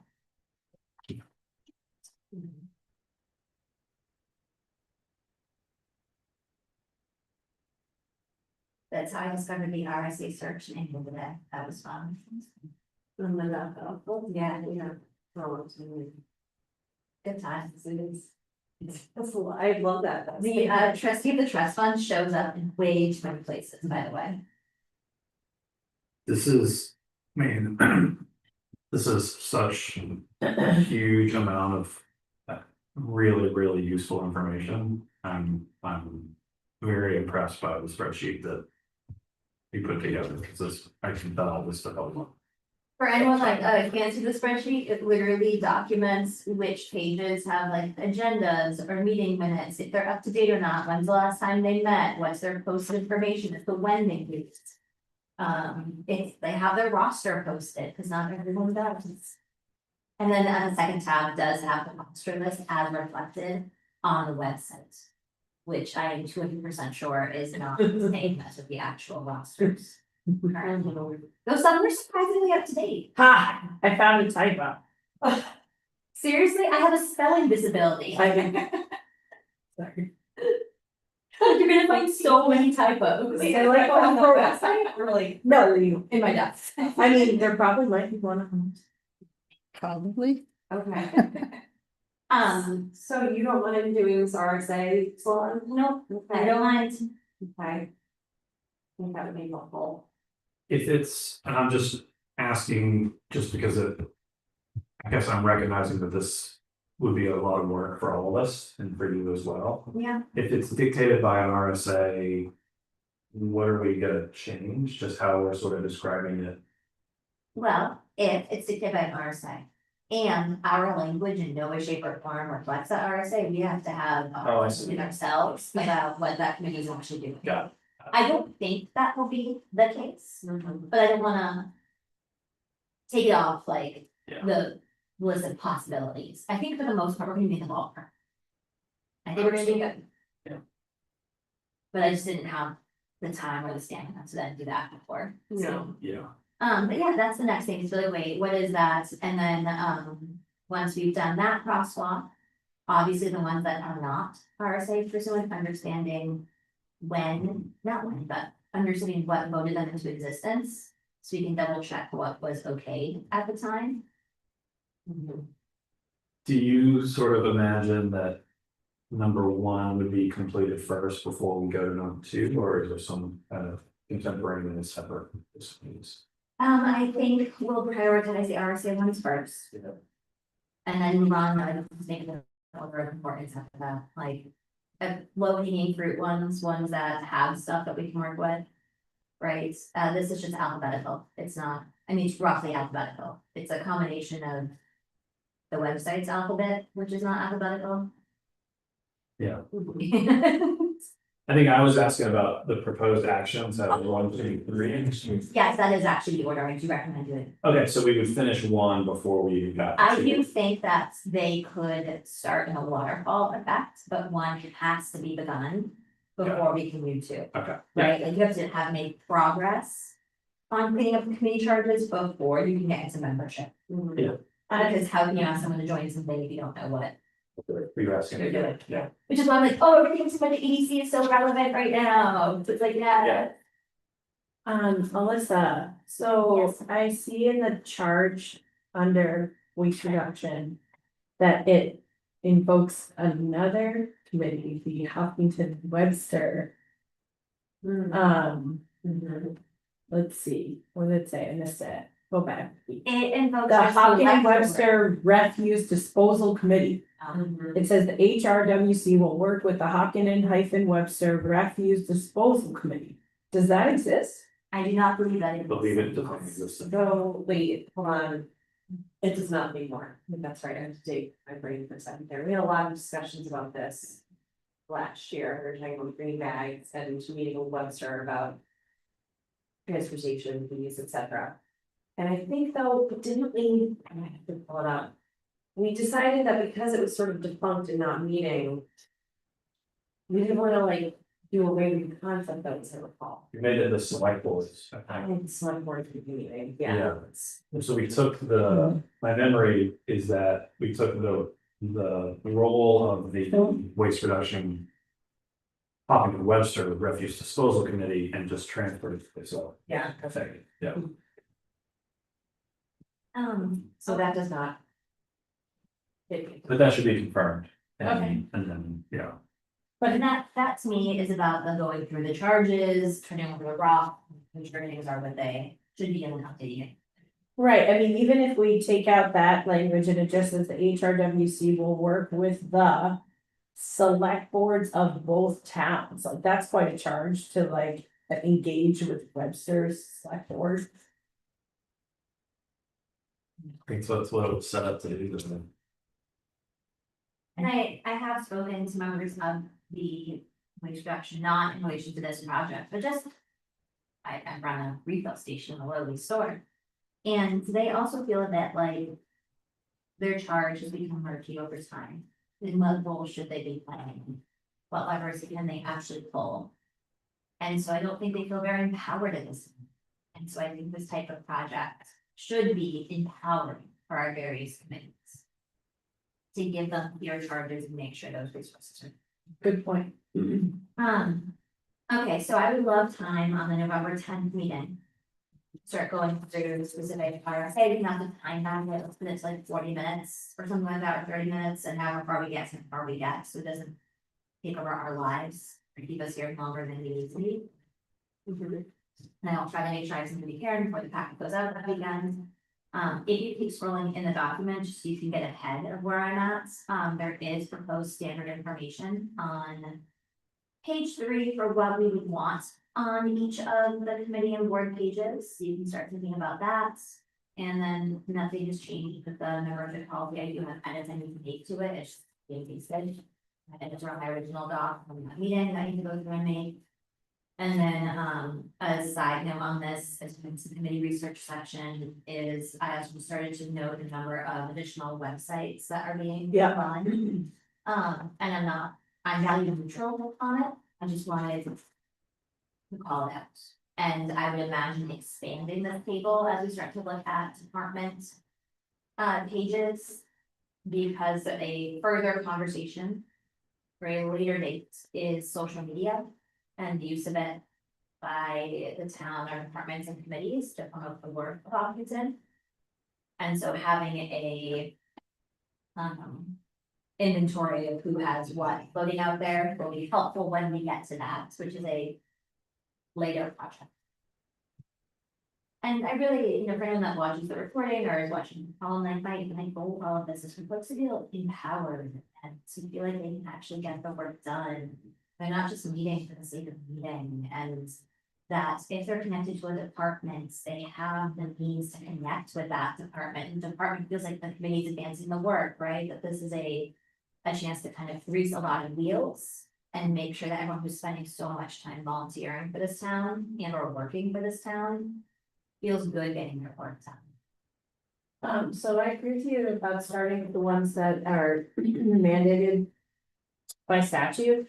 But I also would just want to float the idea of if we are gonna take these in clusters, that we talk about related committees together. Otherwise, we'll be trying to mine backwards in our memories like 2 weeks ago.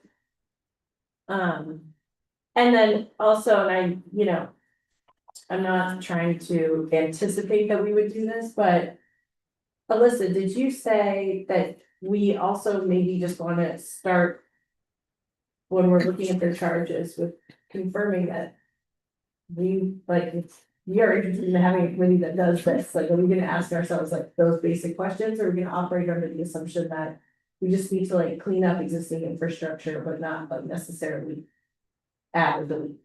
I have no assumptions. Okay. And I'm open to where the conversation leads itself. I really did think, as I started this project, that I have more suggestions as to committees that maybe even run their course. And I don't have those at this moment. I do have questions as to how specific committees work together that are clustered or seem to have overlapping needs. And making sure, because there might be very good reasons that I'm unaware of, and so I don't want to make any assumptions, but I would like to see clarity about how certain committees work together. But I think anyone's opinion or insight as they go through this was valuable.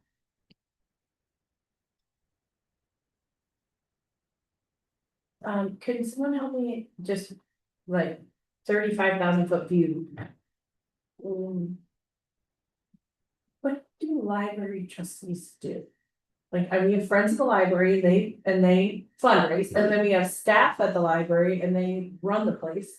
So what do the trustees of the library do? Like the governing body of the. Okay. Yeah, they're an RSA dependent committee, because I also went to the source to be like, where did they come from? Let's go to RSA. Okay, yeah, but do they like hire the librarians? Okay. I think they are to the library what like a school board is. Yes. Okay, Like they sort of, they're in charge of the management and they have their fingers in everything that needs their assistance, help, or instinct. but with no control over how much money's in the budget. They put together a budget that they approve and the library director brings to you folks. Okay, okay, so she's the Conduit, liaison yeah. between us and the trustees of the. Yep. Okay, are there any other departments that have boards of trustees? Cemeteries, do you? But I don't, well, we had Sexton. I was gonna say, they don't usually have employees. It's usually a contracted kind of thing, yeah. So maybe if we didn't have cemetery trustees, we would all have to do the work, by the way. I used to be a cemetery trustee in Newman, yeah. That's really cool. I didn't know that. Okay, thank you for the suggestion about clustering and making. I'm sure the next steps. I am, excited, it's like I'm terrified by this process. Same here. But I think it's 1,000% a worthwhile one to pursue, because if we can, you know. Empower these boards and committees, so.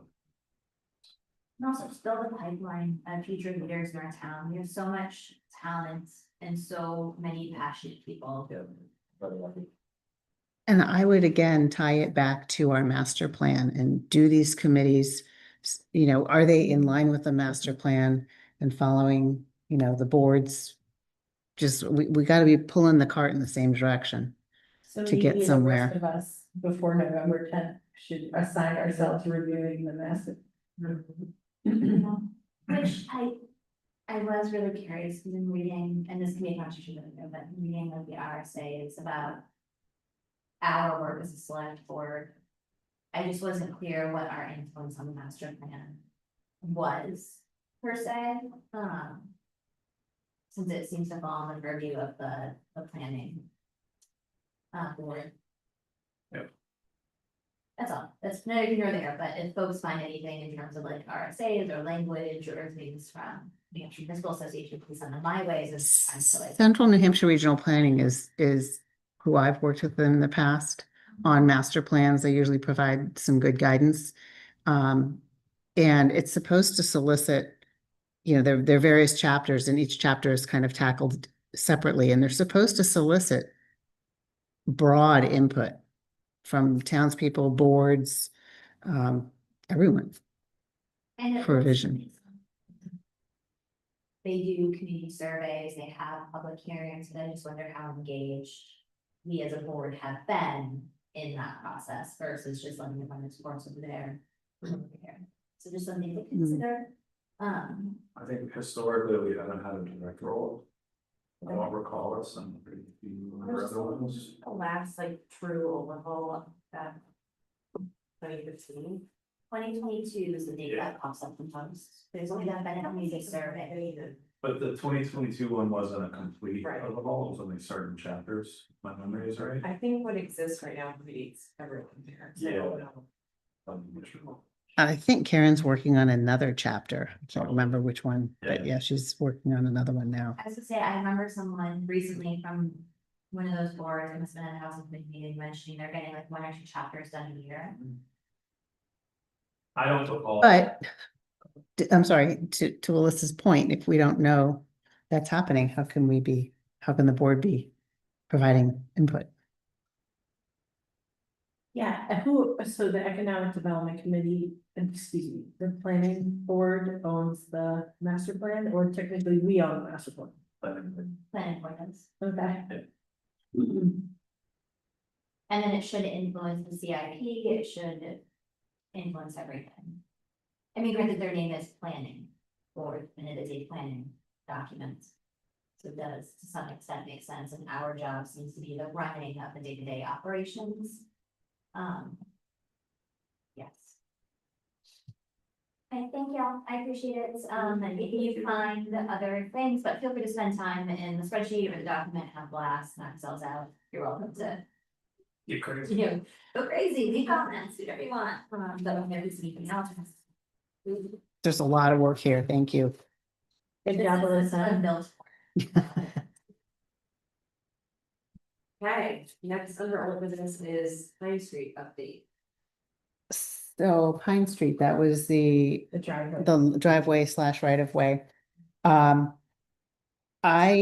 put in your packet something from of an easement. So my conversation, when I talked to council about this, he initially said, oh yeah, it's easy, not a problem, you both, it's an easement.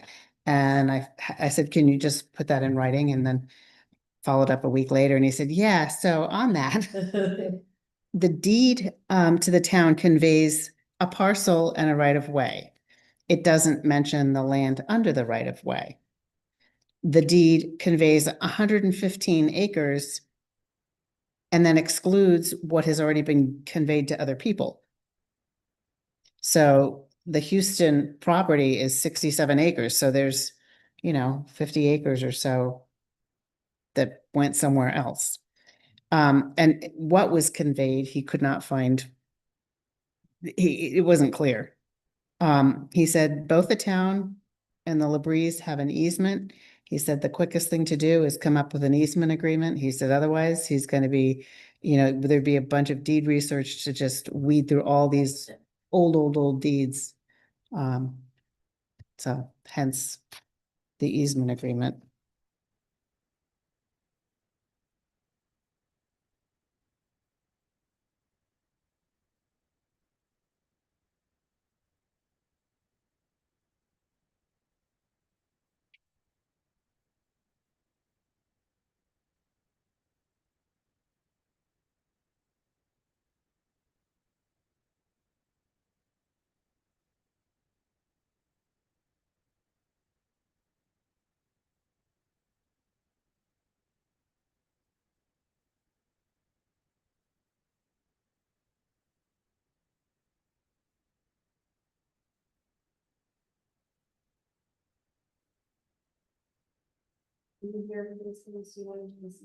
So this was like a. Recent one request this spot on Pine Street. It was just like a weird little. Piece that functions as the typical driveway, but because. It's templated on the property, they'd not be able to leave it. I think that's the one. It used to be the access to the Houston property, and then we put in the driveway with a sign where we enter and exit now. So if you look at the property map, you can see there's a That was just- little leg there. Yeah, It's that little hole. And that's what they use as their driveway. Yeah. Yeah. Their parking is on the side of the house. There was a helpful picture. they were in last week's, I think, or last meeting.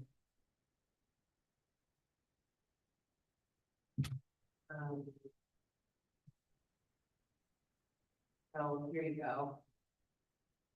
So the volunteer is. Oh, going back to the. At the end of the driveway slash right of way where it would join the larger piece, there's actually been a line of trees planted. They weren't paved right here. And Dan, DPW doesn't have an issue. He was fine with it, yeah. So we were just trying to come up with like. None of us, when we discussed having to do this, it seemed reasonable, we were trying to figure out like what's the best like path forward on this to. Try not to overcomplicate.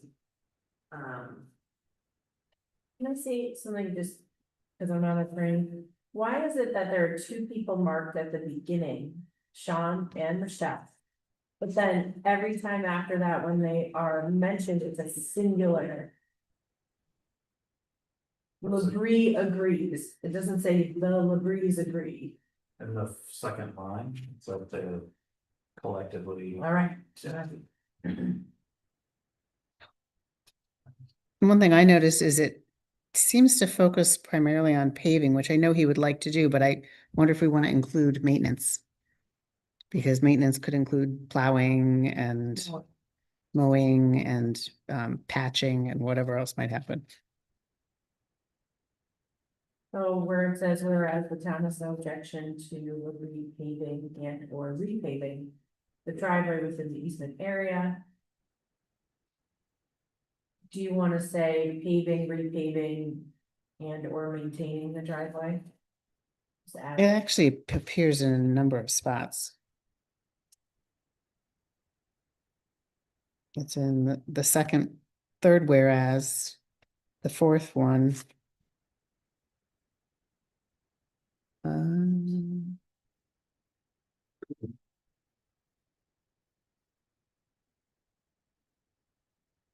So where it was paving and or moving was changed to. And paving and or maintenance. paving. Yeah.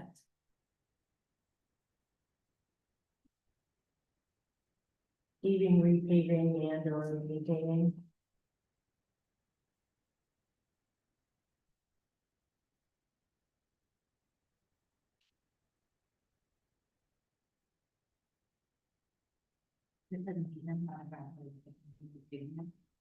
Well, maintenance could be plowing, it could be mowing the edges, it could be filling a pothole, maybe not quite repaving.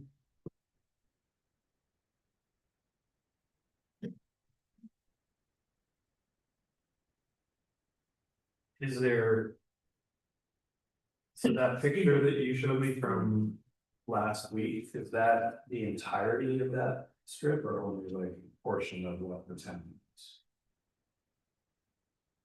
Does that make sense?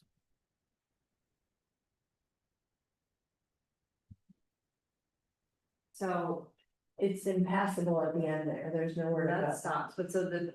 I mean, the width of it though. Is that? Cause I'm looking at the Are you on the map? map and it says it's 32 feet wide and it runs, 160 feet, give or take. And are they asking for permission to utilize all 32 feet of width? And I don't have an objection to that necessarily, I'm just trying to understand what we're saying yes to.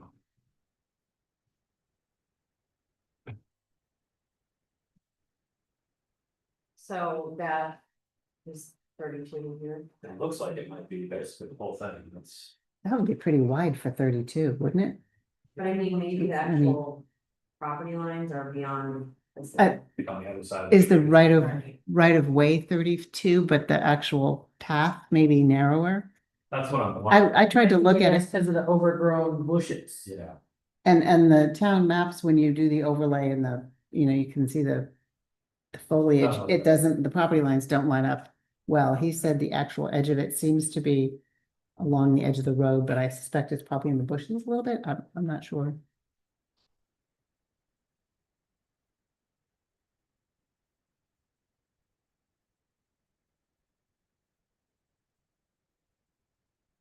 So I guess, I understand what's being asked of us, I'm not clear on what sort of permission we're giving.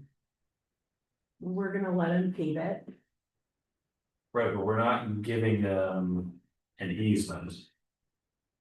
Because they already have one, it looks like.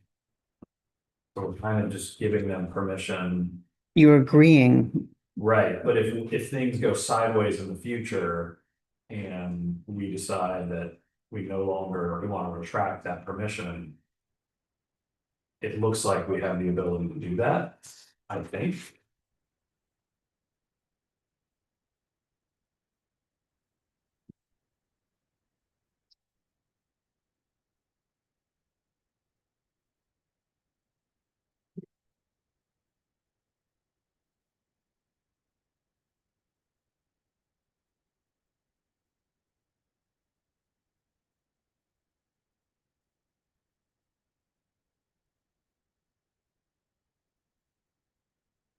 Kind of looks like without saying it, we're giving them a license. Which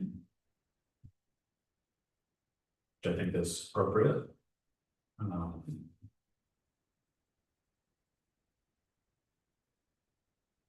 But it might be good to have something that sort of more directly. Clarifies that.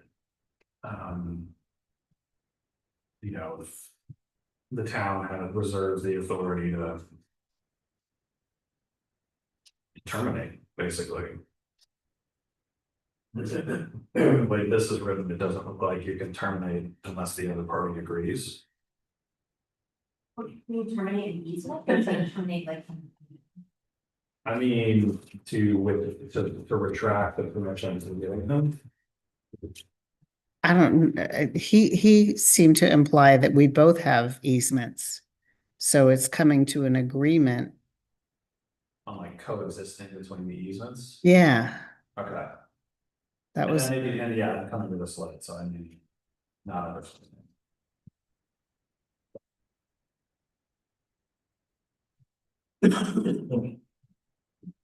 because when I spoke to him initially, before I sent him all the deed documents, I assumed that it was, our property, because it shows as our property, sort of on the tax map.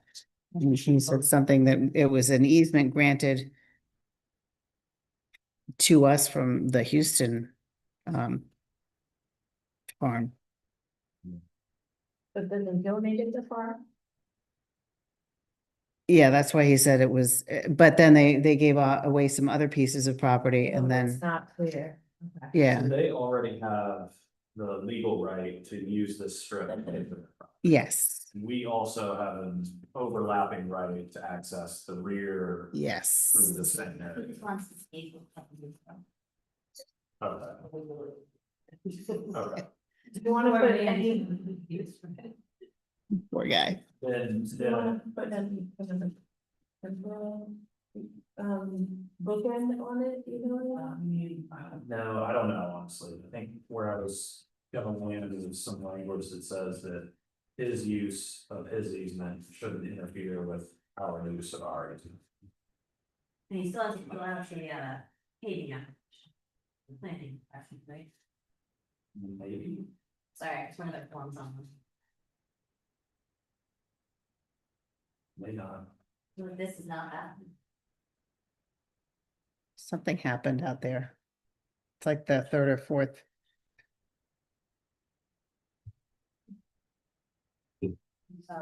That's the fourth set of flashing lights I've seen go by. Yeah, so I think I want to see some language that just says that we're gonna let him do this, that, it shouldn't interfere with the town's use of the easement rights that we hold. Which it sounds like it won't. I can confirm that. And then the other thing that I'm a little troubled by is that it doesn't look like there really is a way to terminate this unless both parties agree, Yep, which. That just seems like we're. I don't- Tying the hands of future boards. Yeah. It's weird if we both have an easement there, it's almost like. If you tell us, we can't. Tell people. you put a fence. We're not agreeing to give them anything by this, except. No, I know, allowing for them to another do- fee. But I suppose in theory. Oh wait, that's that chunk right there, that is actually that property. Or this is coming to where. My point is, if we have like a weird overlapping easement, it's like we were like, we wanna pave it, they. And suppose in theory, you put up a fight and say, no, we also have an easement, we can't do that, so this is like more like a mutual agreeing. To letting them pave versus us giving it some sort of right to it. I think that's how I interpret it, that we're not giving them a whole lot, just saying pay the particular. Particular easement rights. But then so why would we be worried about wanting to like take that back if it's sort of not our, You do you know, have a comment or question? Yeah, do you know whether or not the water pipes run under that easement? no idea. Because if you're gonna pave it all over. That might make maintenance more difficult with the water pipes. Move Dan. You can ask them. As we be aware. And I had, that is, Sean, I sent Sean to Dan first, so I will follow up on that again.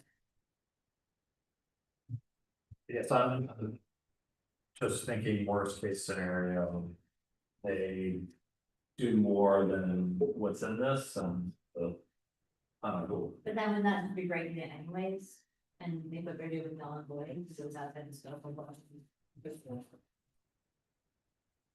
Maybe, but I mean, the way this is written, you can only terminate this agreement. Unless both sides agree it should be terminated. Right, but if they do use enough time to go with this. Why would we terminate this? We just like, don't do that. I'm not gonna take away his driveway this evening. No, I mean, we can't take away the driveway. He's got easement rights for that. I think it would be taking away the permission we given them to pave it and maintain it. Which maybe was not worth.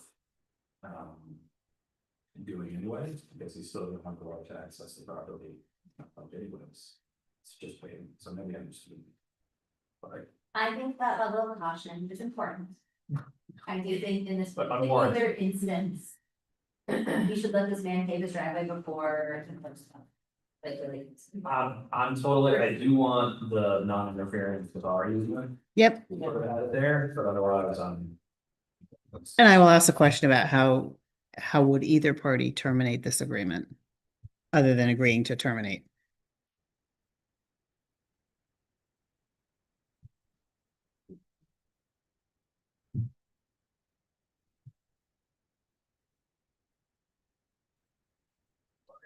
No. Do recognize. If you're interested in a little like deed, I mean, the deeds are pretty confusing too. So, Alright, so, all right, so we'll follow up on that. okay, we reviewed the. Yes. We can I just back up Yeah. before we move on, if they have that language and Dan says there's no utility concern. To be vote to give them authority, go forward. or Yeah. we need to- So this doesn't have to come back to us. Should I ask him to or insert the language and then I can float that past you? I think Steven's saying, if you're comfortable, once the language has been updated, we're comfortable. Just do it? Okay. I mean, if we vote. Is that, we- Yeah. is that, Yeah, Okay. I think it's pretty standard language to add. So I guess I would. Make a motion that. We. Agree to this right away agreement. Provided that the non-interference plan word is added. Satisfactory to the town administrator.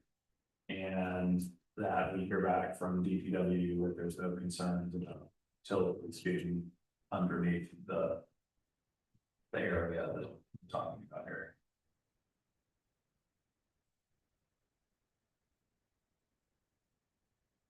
Was that a motion? It was a motion. It was. Okay, Okay.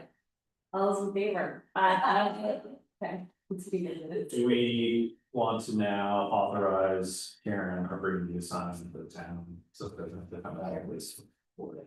That way you go. Yeah, I understand. You tell me more. yeah, exactly. So I would make a motion to delegate the town administrator authority to sign right foot agreement. Second, yes. All those in favor? Aye. Thank you. All right, Veterans Park request. so this one's kind of interesting. This came from the American Legion and there is a gentleman, a veteran who is on hospice and whose name is mentioned on the smaller plaque on the backside of this memorial. And his name is spelled incorrectly. They were hoping that we could somehow figure out who is responsible for those monuments or that monument in particular and have it corrected. On the stones, there is a monument committee plaque. The chairman passed in 2001, the second one in 1996, and the third one in 2015. So there's no help there.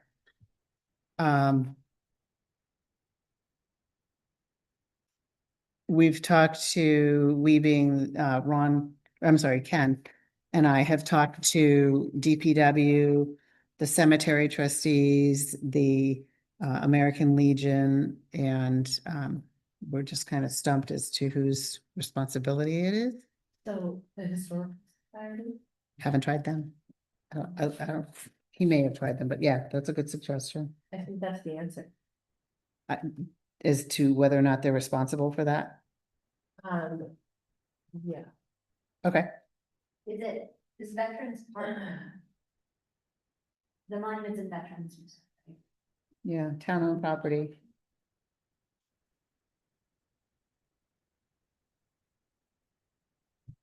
So it's only misspelled in one place? Yeah, his name is only listed in one place. Okay. Well, we should. So in on the first page of his email, I'm not sure which one it's this picture. It looks like they added some names. They put a little box in the bottom. Right. I don't know. I mean, I wouldn't even, would have to figure out who could do this kind of work. You know, do you get a whole new plaque? Because he's a couple of names above that add-on. Actually, doesn't it, it's still, I mean, maybe the fix is just expanding the size of that add-on to incorporate enough names above it so that you correct the one that that's, is misspelled. yeah, That's okay. probably less expensive than.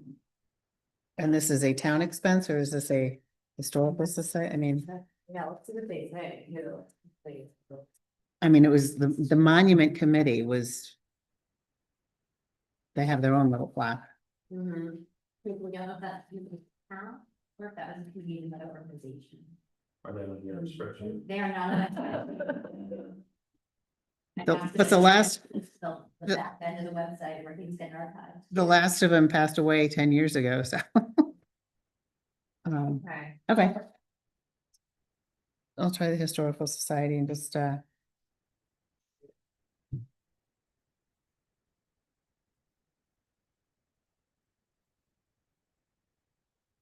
just really quickly, there's a war memorial policy. Not earlier here. I mean, it's on our website, it's war memorials are placed in town to honor those from the town that served their country during war tonight, and the object of this policy is to ensure that there are clear applicable guidelines for placing names on the monument. Any memorial to be placed on town property shall have the advance approval of the board of selectmen who shall approve style, composition, and placement. If memorial is to be placed in the Hopkinton Village precinct shall be notified in advance of the placement of the memorial. The following criteria must be met in order to be placed in the memorial. Must have been a Hopkinton resident prior to having military service, must have served not less than 90 days in armed forces. Should the town determine the names of those meeting criteria policy have been left off of the existing memorials, the town at its expense will assure that the names have been added. Perfect. And James O'Brien was the chair at the time. So that's under our ordinances in town policy, Good job. 737 in 2010. Okay. Yeah, like you also spend a good portion of your life on the town website. So the way You'll learn a lot. That's about the memorials. Yeah. But I have someone at the historical society to help us just. Maybe just verify, and I don't even know how logistically you have to find a metal person. No, you just go to a sign company and they make signs in all materials. oh, it makes it sound easy. Thank you. Yeah, I mean, you know, or honestly, even a like trophy and plaque people, Place, either okay. way, I think we could make it happen. We could do something. This can't be the It's first metal. time. I assume that this policy came up when there was a request. I have assumed that the little. The time frame is around there, yeah. Is when this policy came into fruition to make sure that if other mistakes were found in the future, there would be an owner. Oh, yeah. And so I think it is, Together. I think it's giving ownership to us regardless of who put it there. Perfect. Okay. So just naming that out loud, and Yeah. I think that's the subtext of this policy. I love it. Okay. And So, HVP needs to be incorporated in this conversation from, No, this is for the placement of monuments. It says that Okay. memorials be placed, if memorials be Okay. placed in it, so because it's already there, we don't have to bring them in. If we were moving it or adding another one. Okay. But it says, yeah, it's on us. So we need at our expense to ensure that the names are added, and so if the name is incorrect, I think you would see that as a name not being there. added correctly, right? Yeah. Alright. I have a good sign person. yeah, I mean, We can- I'll give you my. Your Couple sign of person. ideas. Perfect. Was it a request from the family? Like, can we let them know that we'll get it done? So they don't- Yeah, so I've been working through Ken. What was his name? Anyway, at the American Legion, didn't come through. He sent this from his phone. Yeah, Okay, we'll rectify. he and I have been talking for a couple of weeks trying to track this down. So yes, I will let him know, be in touch. Good for He's them. probably watching. We can appreciate them being so. Nobody's watching tonight. Now we have time to do it. And yeah, I really like Steven's idea, just to unscrew that smaller flag and get a slightly bigger one that has all those names above it until we can fix it. Yeah. Brilliant. Department- Oh, I know what I was gonna say, when we were doing the horseshoes, Byron Parr kept saying that he thinks that that little patch of land is really good spot for a, like. Memorial story, but a monument to Yeah. all the people who volunteered. Yeah, for I this can see it here, yeah. More to come on that portion. Quiet for now. Hidden. They're resting. They're resting. More to, okay, town administrator. Updates. The department heads met on Friday afternoon and we did our run through of the budget. Everybody's worked really hard to stay within the 3%.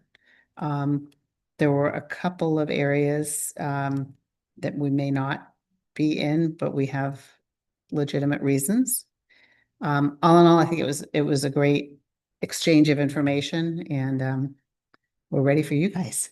So, that's next week. When do we know what, like, we're looking at for health insurance premiums? When do we like have an opportunity to be aware of next year's costs? So health insurance went down. I don't have the figures in front of me. I'll have Okay. those next when we meet, start with the budget. Health insurance went down slightly, dental went up slightly, but dental is fairly small to begin with. So, yeah. I think overall we might be down a smidge. And talking to other towns, we're lucky. That's Right. unusual. So, we also have the numbers for property and liability. And again, I don't have those with me, but those tend to creep up, not much. we Yeah, can do sure. about those. The only thing that we will not have in there are salary increase figures, because we haven't talked about that yet, and I'm not sure when you folks want to talk about it. I did see this morning, Social Security Administration landed on 2.8 for next year, so. So, when we meet next Monday, the 3rd, is that with the department head or is that just us to start? That's with a couple of department heads. I'll I have don't to, know what you, sort of how you wanna present it. Then I think previously have had each department head come, is that kind of what's gonna happen in this year? I would like them to have direct access to you so that Yeah. that there's an exchange of information, because that's what I'm seeing is something that's really important for this go around and communication. Okay. So, That's yeah, how we've done that previously, is that all the department heads come and present it. And then once we hear from all of them, then we have like a work session, or maybe two, to sort of hang out. Okay, that sounds good to me. Which sounds like the way that. Yep. Karen said that this year. yeah, same as last year, Yeah. same model. I think I mentioned that we were going for a FEMA grant for East Pennacook culvert. And FEMA has thresholds that you have to hit. And short of having homes being wiped out, if there were a natural disaster up there, we couldn't even hit the base number to submit. So we did not submit for that, unfortunately, which puts it back on, okay, the town's going to do this. We're going to continue to look for funding, but we were hopeful that that would be a good opportunity, but I've been talking to Five Rivers. There's something in the packet for Sabrina to sign tonight. Five Rivers is working on the Dustin Conservation easement.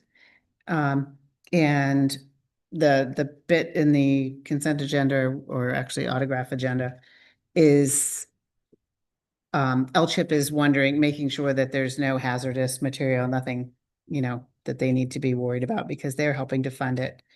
In the next month or so, we will be working, to review the easement, and that I was asked today, how familiar is the board with conservation easements and all that that entails? Because although Five Rivers is going to be the guardian of it, I guess, is maybe the best word, ultimately the select board is, and the board is held to, or the town is held to, whatever is in the easement. So I've never been through one before. I don't know if you folks have, but I want to make sure we're thoughtful as we go through that process.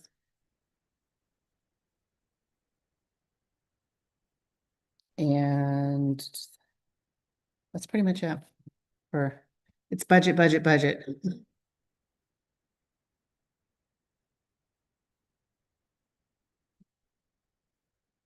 I'll bring this to public forum. Nobody online tonight. Yes, in person, would you like? I just looked at the one point.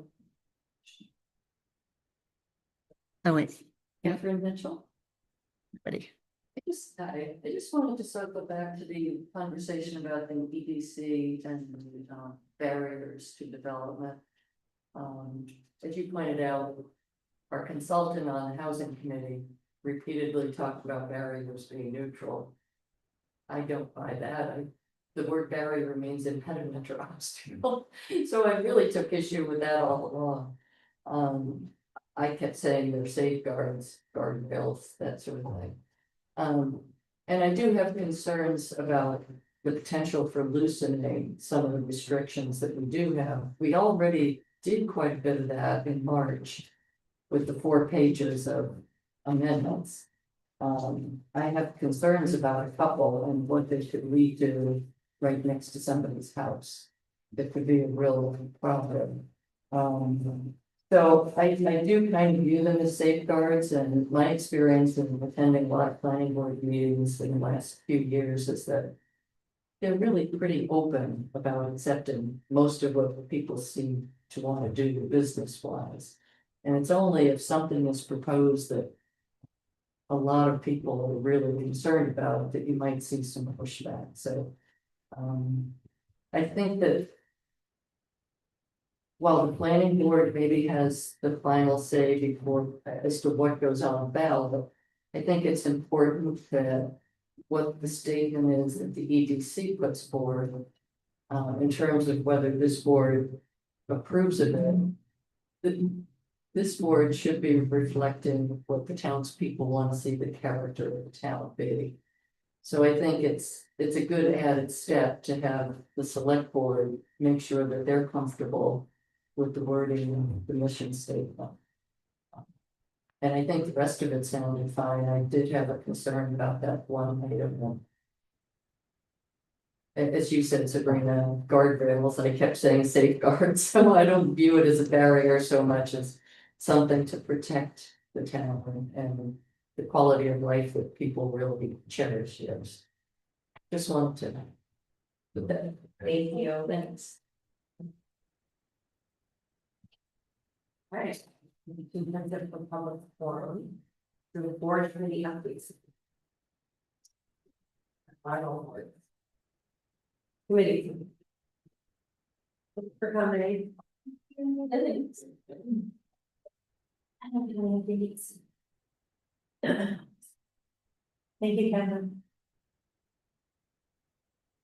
This is mine personally, but the planning board has started its public hearings for proposed zoning amendments. So just naming that that is out there, they are posted, and whether you are seeing it stable or you're watching this recording later and you're interested in engaging in the process, just go to the websites and all of the dates and manners for engaging are posted. And that is the chance for planning board to hear from the public about any proposed amendments. That does not necessarily mean that they are going in front of the town. It's a chance to get feedback. Not my committee, that's what you guys are. So if I go to planning, I go to, sorry, not planning, zoning. If I go to. Well, if you go to planning. Yeah, I'm then on you have planning. to go to the same page. Oh, proposed amendments 2026. Hey. And there should be, on the calendar, just their notice of public hearings. I'll be honest, I have not reviewed them, so I cannot say anything about documentation. I just want to pull them that exists. All right, thank you. Yes, it exists. It's 25. 25 pages. Like Chrome, the good book. Anyone else? Obviously, EDC is the meeting. I missed the last few. Okay. And then I think. I think we've already met since I was last at a. Yeah, okay. And open space is not. Okay. Anything for other, what was the, some email, now, I feel like it was the committee discussion. No, it was our following up with Zen's email. That's why it needs to be an email also.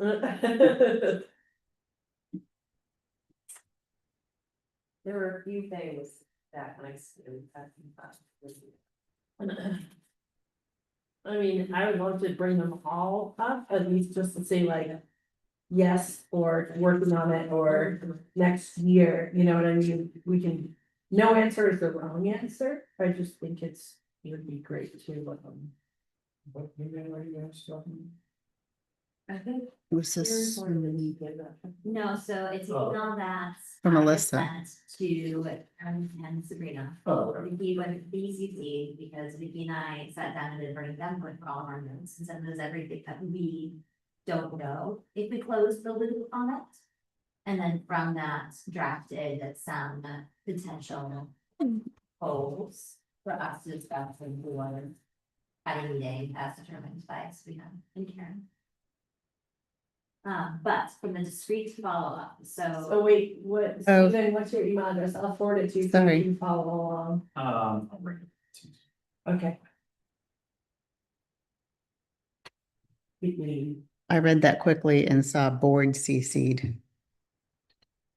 I don't know how. Vicky, It could be CC. I would not presume to send something out to the whole board that's about like draft visions or goals without two of you having a chance to look at it and say like directionally. Is this what we want to bring to the board for our working session? But on the discrete things. Were the cemetery trustees able to find someone to lead the irrigation system? I have no idea. That's sort of, to me, that's, they came to the town. It's their responsibility to be doing that. Again, they're kind of like the library trustees. So I can follow up. Because if they weren't, and it break, right, because it wasn't lead, and so when the police comes and water makes first. Yeah, it would be, not like expensive as in like a septic lagoon. It would not be inexpensive on it with that.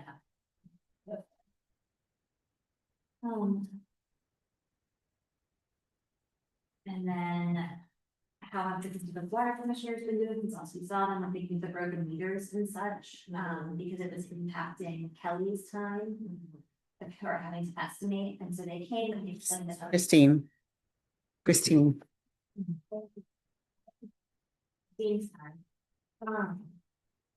With having to estimate and what we've done all of that, and anytime we can get her back is a positive, which.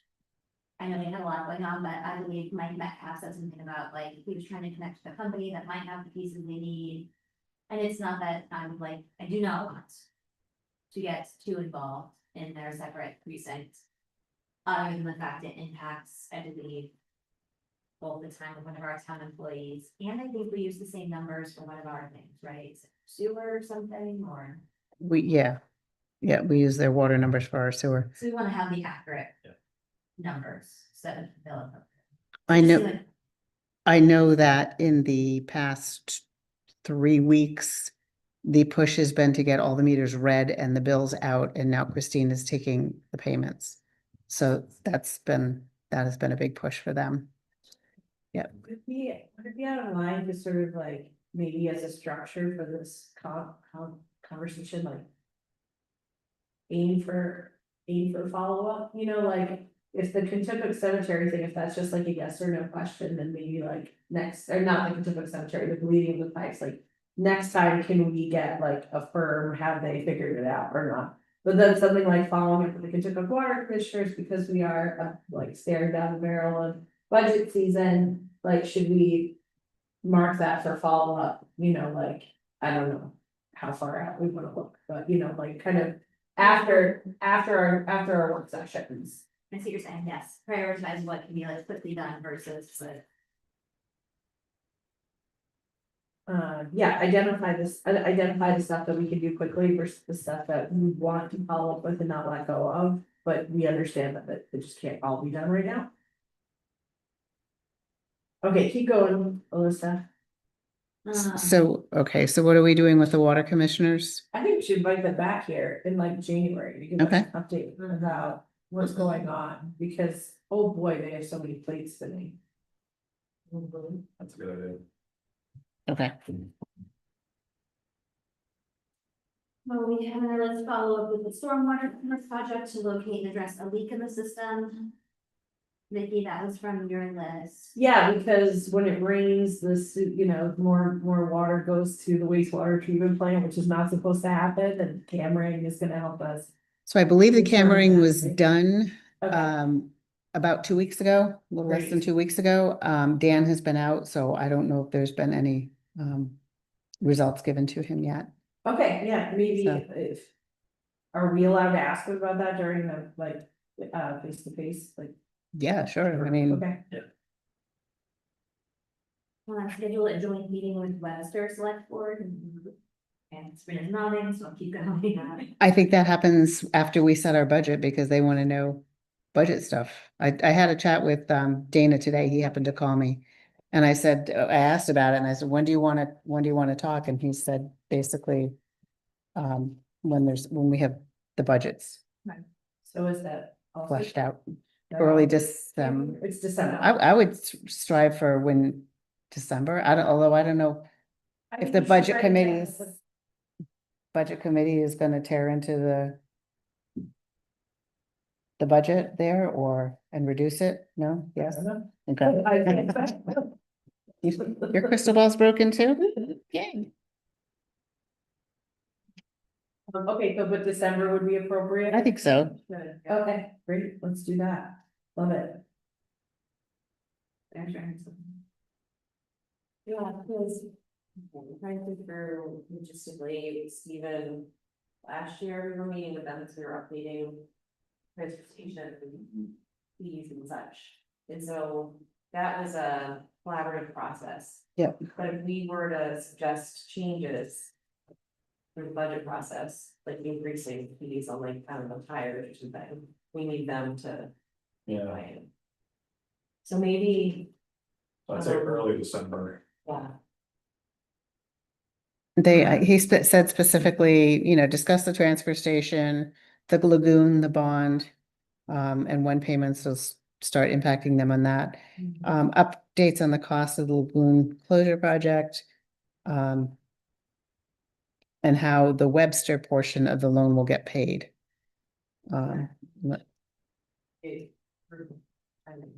Well, they had a 10-year, they wanted a 10-year, so I don't know how that would, Are we, I think we took can a, we agree on maturity schedule? Yeah, or is that what they want to talk about? I think they wanted, in the discussions, they wanted to take a bond for 10 years. Hopkinton took the bond for 20 years. Don't think that's ever been. Right, Yes, my memory was that we got voter approval back in March to do the bond. And this is a state revolving fund one, or is this a bond bank one? I would, I don't, off the top of my head, I'm not sure. I'd have to look at it. I guess I don't remember us ever really deciding the issue of that bond. Wasn't that some of the stuff that Beverly went through last week in her spreadsheet? Um, Excuse me.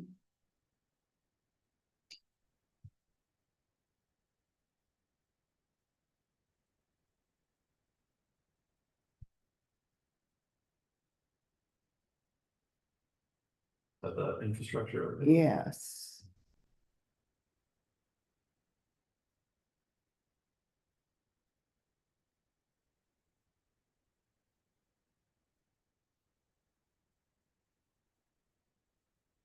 Was it the sludge removal one?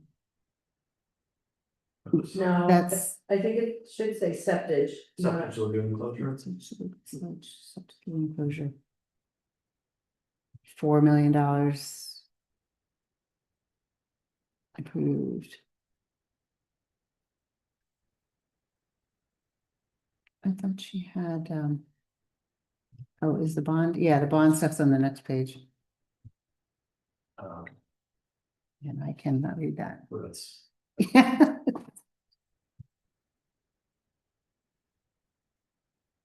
it's just, Every once in a while I remember them, please. Substitute lagoon looks like it goes out to October of 27. but that's construction. For construction, 25 December. Yes. Yeah, it's only 2 years, isn't it? So I don't think that's the term of rooms. If you keep going down, there's some stuff about funding mechanisms. So, something to do with closure.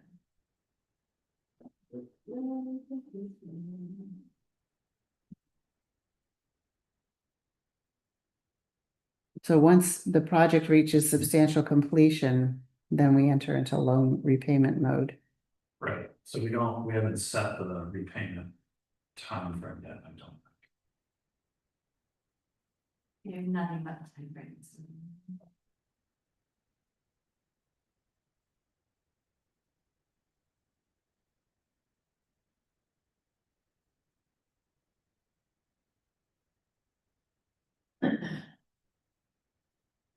The town meeting at any time may prepay on this one.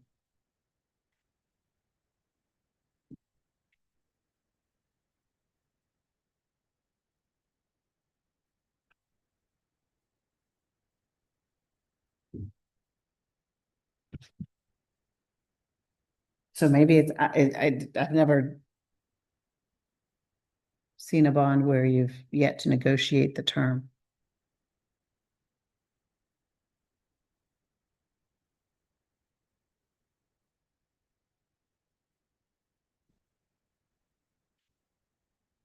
Looks like earlier this month. Council approved the loan agreement.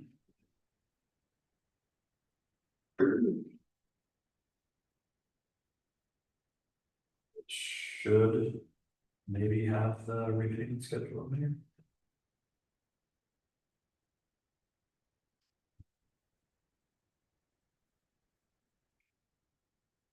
Yes, it was, yeah, October 21st or October 1st, it was governing council that approved it.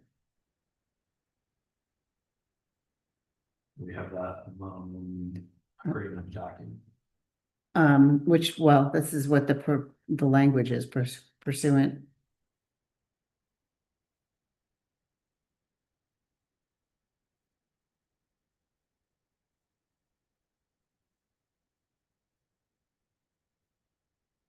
I will Yeah, I don't remember us. figure out Waiting that. that decision. Might have missed it, might not been here, but. We have not discussed loan terms, any meetings and events. The amount of information I have about the loan is from this company. Ah. Sorry, I found when we met with Webster last year, it was November 25th. That was one of several, yeah, we knew we needed to believe that, but that sounds right for our like. Final budget. revenue and. don't we have to meet with them before we finalize the edit? Yeah. I think we do. Yeah. So they may need to be moved to the Up. end of our November schedule. Similar to that. Yes. November 21st. Okay. I'll make end of November. Thank you. Thank you for taking. Oh, there's something here from November last year, no, from October, from this meeting last year. No. Cedar Street closing for Starry Weekend request. Yeah, you guys are gonna have requested next meeting. When you're at- Can we go to confirm logistics procedure, but Yeah, what are the logistics? Well, I never done this that's before. a menu. Sorry, It's a menu, yeah. But do we like go by that? I don't know, but they shut the call up. Yeah. We don't really know anything to her. I was planning on, like, I volunteered to make like butternut squash side, so I was planning on like. Buying it, prepping it and cooking it and arriving with it ready to be reheated at the Slusser Center. I'm making dessert. So I'll be sure like brownies and such, and then we're also making ice cream. So I thought Jeff had it all worked out with Paula. You may. he's just not here. Yeah, on the side, I- on the third. I'll follow up with Jeff on where are we. Sandwiches, I can we cook it at Peg and roast it? That's kind of really, I'm joking, I'm joking. There's a fire. Yeah, I just need someone to send me an email saying, be there at X time, you know, cause Okay. like I don't, With yourself. I've never done this. Yeah. Okay. Can we get Jeff and Abram as a chef? And Maybe we'll call chef. him only chef the entire time. Yes. Okay. Confirm septic tank status on private land, former Horseshoe Tavern. We know what, has anyone?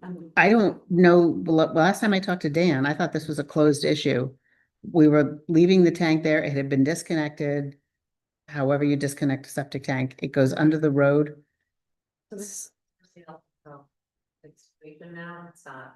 It's not linked into this, this was, the tank was over there, but yeah, It seems lingering because when a septic tank goes away, there's like a process. You either dig it up or you, I guess, like seal it or fill it. cap it. Yeah. Yeah. I don't know that we've taken it to the nth degree. Okay, I will find out. And it's on somebody else's property, so I really don't wanna inadvertently stick them in a situation because we didn't do our. Okay, You know, just, we decided to tear our building down and now we have to deal with the fact that it had a septic tank. I don't know if that was like originally thought about when we thought about how much is this gonna cost to knock it down, but it feels like it's a related cost that we should look into and potentially cover. I'm feeling like you want to pull the tank out. No, I don't care No, at all if okay. we do. I just wanna make sure That- that if there's a proper, like, even like Done from properly, yeah. DES's perspective, if there's a proper way. Like, did we pump it? Is it empty? Should we fill it with anything? Right, does it get filled with cement or sand? Like when you do an abandoned septic tank to make sure it doesn't pollute that thing, the property or future. Yeah, it feels like. Unless we're unaware of something that happened, it feels like there's stuff that's yet to be done. Can I ask? I mean, we have 5 non-publics to go through. Yeah. Can we leave these for Karen to provide an update to us? This feels like we're just sort of talking out loud about all these. And this is just a very long list. We worked to hit the different problems, definitely. That's- But yeah, I mean, it's clear, there was a transfer station fence question, the grant amendments at Riverway Park question. And then when are we meeting with the happy repair? Which we're probably gonna talk about in a minute. So when Melissa and I made this list.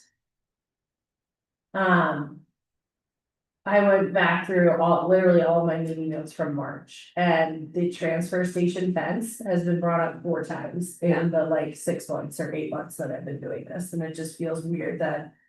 It's not just done. Like, I Yeah. just feel like it should have been done a long time ago. She brought it up in May, she brought it up in June. and we said we would look into it, and I mean, I'm not a pushy person, but this feels like it should have been done. And I remember giving you guys an update at one point, but I don't remember. I what think the that update was was. something has been ordered. So Okay. that's just, it was, you know, I would Waiting on- really appreciate resolution, not just an update. Okay, Like, get the fence, put the fence in. Like I said, like the waste reduction committee, they're feeling like they're in limbo, they've asked us for this very finite thing. Yeah, let us know if there's some sort of problem okay, from the staff perspective, because they would be doing it inside. What makes sense there. okay. I will check with Dan when he's But back. if it had been ordered in May or June, then I think that's going backwards, saying, guys, do we want this fence? even?" Like, no, But there was a question about the type of fence at some points, I don't know if that, I remember when we did the transfer station visit. They I like. thought they ordered the correct one after Okay. they got the. Okay, Okay, okay, good. So, yeah. We'll find out with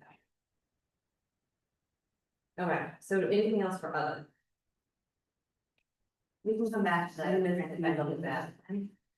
I thought we need two non-public. no, there's, Okay, Nope. so, Brittany, will you take, just a look at the rest of the list, and it's about like, if there's places in upcoming meetings where we can tap. yes, and definitely the Jordan Park one is like. Something we need to, Thank you. yes, thank you guys, I appreciate that. I guess I feel like I've expressed or relayed the George Park one several times now. That we're waiting on actual plans for that. Yeah, so And- that's the big thing, but then just sort of bigger picture, the plan for Jordan Park moving forward. And the twisting of the orientation of the fields and all that, okay, Yeah, That's wrong position sometimes. It's sort of Okay. just us like. Okay. along, so. Yeah, Yeah. I just mean, I think we need to have some like deeper conversation. well, I was gonna say a pull up on it. To say like, what is the plan for this project? Yeah. Okay, yeah, that'd be a good thing to do. Came up with CIP. so are we good to do, start? Wait, no, I'm sorry, I don't understand about the George's Park bathrooms, like, I don't care about the multi-million-dollar plan that, as far as I'm concerned, is way down the road, like, we said we were gonna create a new bathroom. Where is it, right? If it's not being done, yes, but how long and by whom and when is it coming? Is it gonna be more expensive because it's been delayed? Like, I need more information. I mean, I've got people asking about this left and right. George's Park is used every single day, you know? I just feel like we should give people finite answers to these questions. Sometimes we don't have. I know, but I mean, we can have more than it's been delayed, cause that's, we knew that already. And so I want more. So I don't know, again, I'm coming in a little bit. Like, is the bathroom project separate than the whole redesign project? Are they entwined? Connected, but the bathroom sort of stands alone as something that was supposed to be done like a year ago. Okay, And it just never started, and we, with Neil leaving, it was one of those things that like fell into like. And so what we've heard from you and I think Dan's update is basically like the contractor. We were going to use was delayed, I think there's also somebody who's volunteering their time generously to the town on this stuff, so there's only so hard to like push. Right. on a the volunteer. Project, but I guess I don't know who, so. This is the bigger picture George Park conversation, is like, it is part of a bigger plan, but it's not something dependent on like other things happening, like it just stands alone, it's like that. Okay. So, okay, so if there's a bigger decision to reorient fields and move things around, the bathrooms are, okay, I was thinking that the bathrooms would be impacted and we'd be doing something that was torn down. And that's the Okay. conversation we had. Well, so they were supposed to be done a year ago, we decided a year ago that we were gonna move forward with the bathroom redo, and that was supposed to start this spring. Okay, And there was no official, I'm asking, saying no, but there was no official conversation saying, hey, we're bumping the project, or no heads up to be like, No. hey, we're busy with the flooding of roads, so we're not gonna be able to get to it, they just kind of didn't. And it's not DPW, they're not doing it, but this is where like you get into like, do we need like an overseer, like George Park? Yeah, 'cause who was the person liaisoning with the contractor who was basically. Okay, and so while it's not them doing the work, they were in charge of the maintenance of the project, the project plan. This is a question we need to track down. I don't wanna say that like Dan was fully responsible for that, so maybe just follow. Yep. No, I have a whole list for him tomorrow. Poor guy. Yes, and just give us the whole That's it, story, okay. because, you know, I've got the athletic director from the high school asking me when are these bathrooms gonna be done, and I have literally nothing to tell him, I have less than nothing. Yeah, they know they've been delayed. So, And they're probably not gonna happen this winter, no. No. so. Okay, thank And you we all haven't heard for, this stuff behind all of us, so. No, I know, but none of us would have an answer, none of us would have. No, an you answer. think Dan deserved with that. Right. Yeah. But I'm saying none of us would be able to give an answer on the question. Except that, yeah, it's delayed, it could, the truth may be that we actually don't know when it started, so we need to just, you know, take a minute and figure out what's going on. It's they clearly were not being worked on this summer, which would be shocking to me. Oh, They- I agree, I agree. Like, it's just a lot. So it's not, and it's not about placing blame or anything, but it's simply they had expectations. It didn't happen, why didn't it happen, and then depending on that reasoning. How do we make sure it doesn't not happen? Okay. Agreed. All right, so now we move to non-public. You know, I made this other list. I will make a motion to go into non-public session. There are several of them, and at the conclusion of those non-public sessions, we won't conduct any more public business and we'll adjourn the meeting.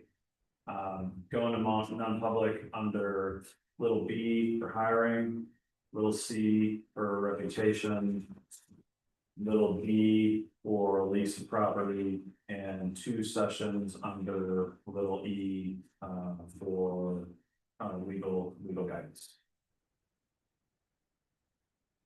Okay, we get a motion, I'll second it, it's a roll call vote, Vicky, Yes. Steve, Yes. I mean, Yes. yes, okay. Thank you to everyone who joined us tonight. And Yeah, all right. we'll go to non-public